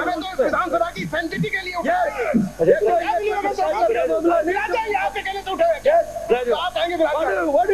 आप इस तरह के आरोप लगाते हैं। हमने तो ये इशू इसलिए रेज किया है कि ये विधानसभा की सैंक्टिटी बने और इन लोगों को ये पता लगे कि विधानसभा के कितने अधिकार है। लीडर ऑफ अपोजिशन को कहते हैं सवाल नहीं रहता। बोलेंगे तो फिर हम सेंसिटिव को कम कर रहे हैं। अध्यक्ष महोदय, लीडर ऑफ व्यवस्था तो देने दो। बीच में इस तरह से बात को पूरी सुन लो। आप कह दो हमारी मिली भगत नहीं है। आने वाले माननीय सदस्य काम ग्रहण करें। यहाँ 2 बिंदु उठे और यहाँ पर सरकारी काम ग्रहण करें। मुख्य सचेतक ने काम ग्रहण करें। अध्यक्षों के निर्णय को पढ़ करके सुनाया। खास तौर से जो आप सरकारी कार्य निर्धारित करते हैं उनमें कि भाई ये अधिसूचनाएं रखी जाएंगी। मैं ये तो मानता हूँ कि उन अधिसूचनाओं के देरी से रखने वाले कारणों के ऊपर प्रकाश डाल सकते हैं, लेकिन उसको विड्रॉ करने तो विड्रॉ करने किसने कहा? एक मिनट मेरी बात सुनो। किसने कहा? भाई विड्रॉ करने का सवाल नाते द्वारा से आने वाले माननीय सदस्य ने उठाया। वो अलग बात है, वो अपनी राय जैसे तो उठाने की बात कब करी? विड्रॉ नहीं कर सकते। स्वीकार किसने किया? विड्रॉ करने का यही भाई ये जो डिस्कशन जो आए ना, अध्यक्ष महोदय, सदन में आ जाने के बाद वो प्रॉपर्टी सदन की होती है और उस प्रॉपर्टी का आप सदार्थ करते हैं, उनको प्रस्ताव करना पड़ेगा कि मैं विड्रा करता हूँ। आप अनुमति नहीं दे रहे हो, उसकी अनुमति देगा विड्रा करने की। माननीय अध्यक्ष महोदय, वो अभी सदन की प्रॉपर्टी नहीं हुई है। सदन की प्रॉपर्टी तो जब मंत्री महोदय उसको टेबल कर देंगे तब वो सदन की प्रॉपर्टी होगी। और मेरा मंतव्य सिर्फ इस बात के था कि जो भी ये प्रतिवेदन आते हैं, जो भी कंपनीज गेट के हैं, ये उसी हर साल ऑडिट होते हैं और ऑडिट होने के बाद में तुरंत विधानसभा में आए और विधानसभा की सेंटिटी बने। माननीय 28 अध्यक्ष महोदय, सारी पक्ष और विपक्ष की बात आ गई है। मेरे ख्याल में अधिसूचना के बारे में डिले हुई है, इसके कोई कारणों पर बताना चाहें तो संक्षिप्त में माननीय मंत्री जी बता दें। पहले भी ऐसा हुआ है, लेकिन कुल मिलाकर के इसको विड्रॉ करने का भी उनका कोई प्रस्ताव है तो आपसे बिना परमिशन के नहीं हो सकता। अध्यक्ष महोदय 28 भी बोल रहे हैं, 28 भी list of business, I think 28 भी बोल रहे हैं आप। A list of business for the day shall be prepared by the secretary and a copy thereof shall be made available for the use of every member। ये 28 में आपने हमको copy दे दी है, आपने कॉपी देकर हमें कहा बिजनेस ये होगा, ये ड्यूली साइन है। आप ये सब कंडोनेशन करने का सब स्टेज आपकी सेक्रेटरीट के और विभाग के बीच में ये लिस्ट करने के पहले हो जाना चाहिए था, तब तो उसकी संगति है। आपने विभाग ने कंडेम किया, उस कंडेमेशन का आपकी सेक्रेटरी ने पता ही नहीं लगाया और उसको लिस्ट कर दिया। अब इस स्टेज पर हम ये कि लिस्ट किया गया, मैं समझता हूँ कि हम विभाग के कार्य प्रणाली पर इनको आप प्रताड़ना देख भाई बिना इसके एसेस किए हुए आपके सेक्रेटरी को सबमिट कर दिया, ये तो आपका अधिकार है। लेकिन एक बार आपने लिस्ट बिजनेस का कर दिया अध्यक्ष महोदय, वो लिस्ट बिजनेस करने के बाद आप इस विवेक को यूज इनको छोड़ नहीं सकते। आपको इनको कहना चाहिए कि इनकी विभाग की ड्यूटी थी कि असेंबली सेक्रेटरीट में भेजने से पहले कंडोनेशन का कारण असेंबली सेक्रेटरी को लिख के भेजते। यदि ये नहीं किया उन्होंने, आपने लिस्ट कर दिया तो दी ओनली ऑप्शन अवेलेबल कि भविष्य के लिए इनको आप कहे कि भविष्य में ऐसा नहीं करें, ये इनको कहे, यही हमारे पास ऑप्शन अवेलेबल है। 29 तो क्वेश्चन से संबंधित है, आप क्या बोल रहे हैं? 28 कोट किया मैंने, अब आप व्यवस्था सुनिए। आई वोट 28। ऐसा है कि मसूदा से आने वाले माननीय सदस्य ने जो औचित्य का प्रश्न उठाया उसे मैं स्वीकार करती हूँ, और इस बिना पे स्वीकार करती हूँ कि पूर्व में आसन से व्यवस्था दी जा चुकी है। 79 के अंदर 1979 में एक बार इसी तरीके से जब डिले हुई थी अधिसूचना के रखने में, उस समय ये प्रश्न उठाया था मदन सिंह दाता ने, और मदन सिंह दाता के प्रश्न उठाने में के बाद में उपाध्यक्ष द्वारा जो व्यवस्था दी गई थी वो यूँ थी, कोई भी माननीय मंत्री महोदय अधिसूचनाएं प्रस्तुत करते हैं तो सदन को ये अधिकार है पूछने का कि वे इससे पहले क्यों नहीं प्रस्तुत किए गए। मेरा निवेदन है कि कोई भी अधिसूचना प्रस्तुत करने से पहले माननीय मंत्री जी अपने विभाग से संतुष्ट हो जाएं और मालूम कर लें कि ये अधिसूचनाएं क्यों नहीं समय पर प्रस्तुत की गई, तो उसके बाद ही सदन में रखें। और यदि सदन की मांग है, जैसा कि मसूदा से आने वाले माननीय सदस्य ने मांग रखी है, तो माननीय मंत्री महोदय को सामान्यतया उसकी देरी के कारण बतानी चाहिए।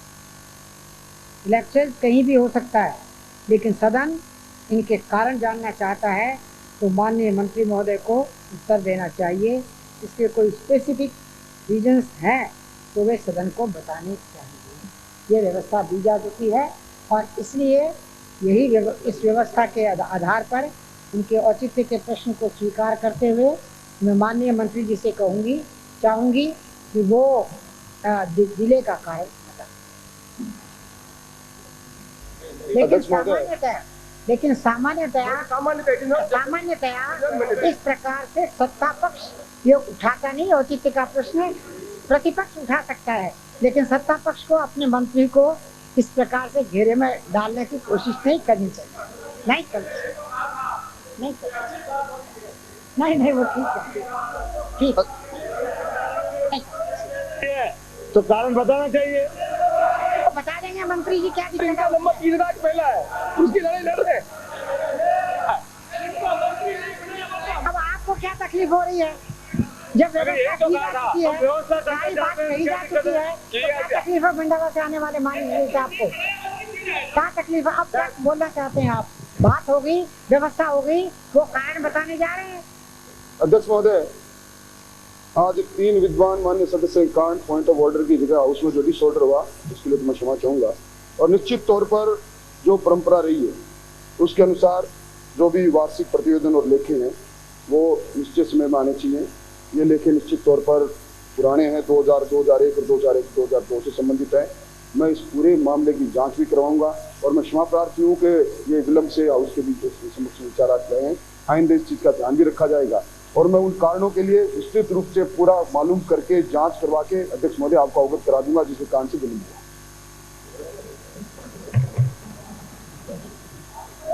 तो अब आप सदन पे पटल पे रखो। अध्यक्ष महोदय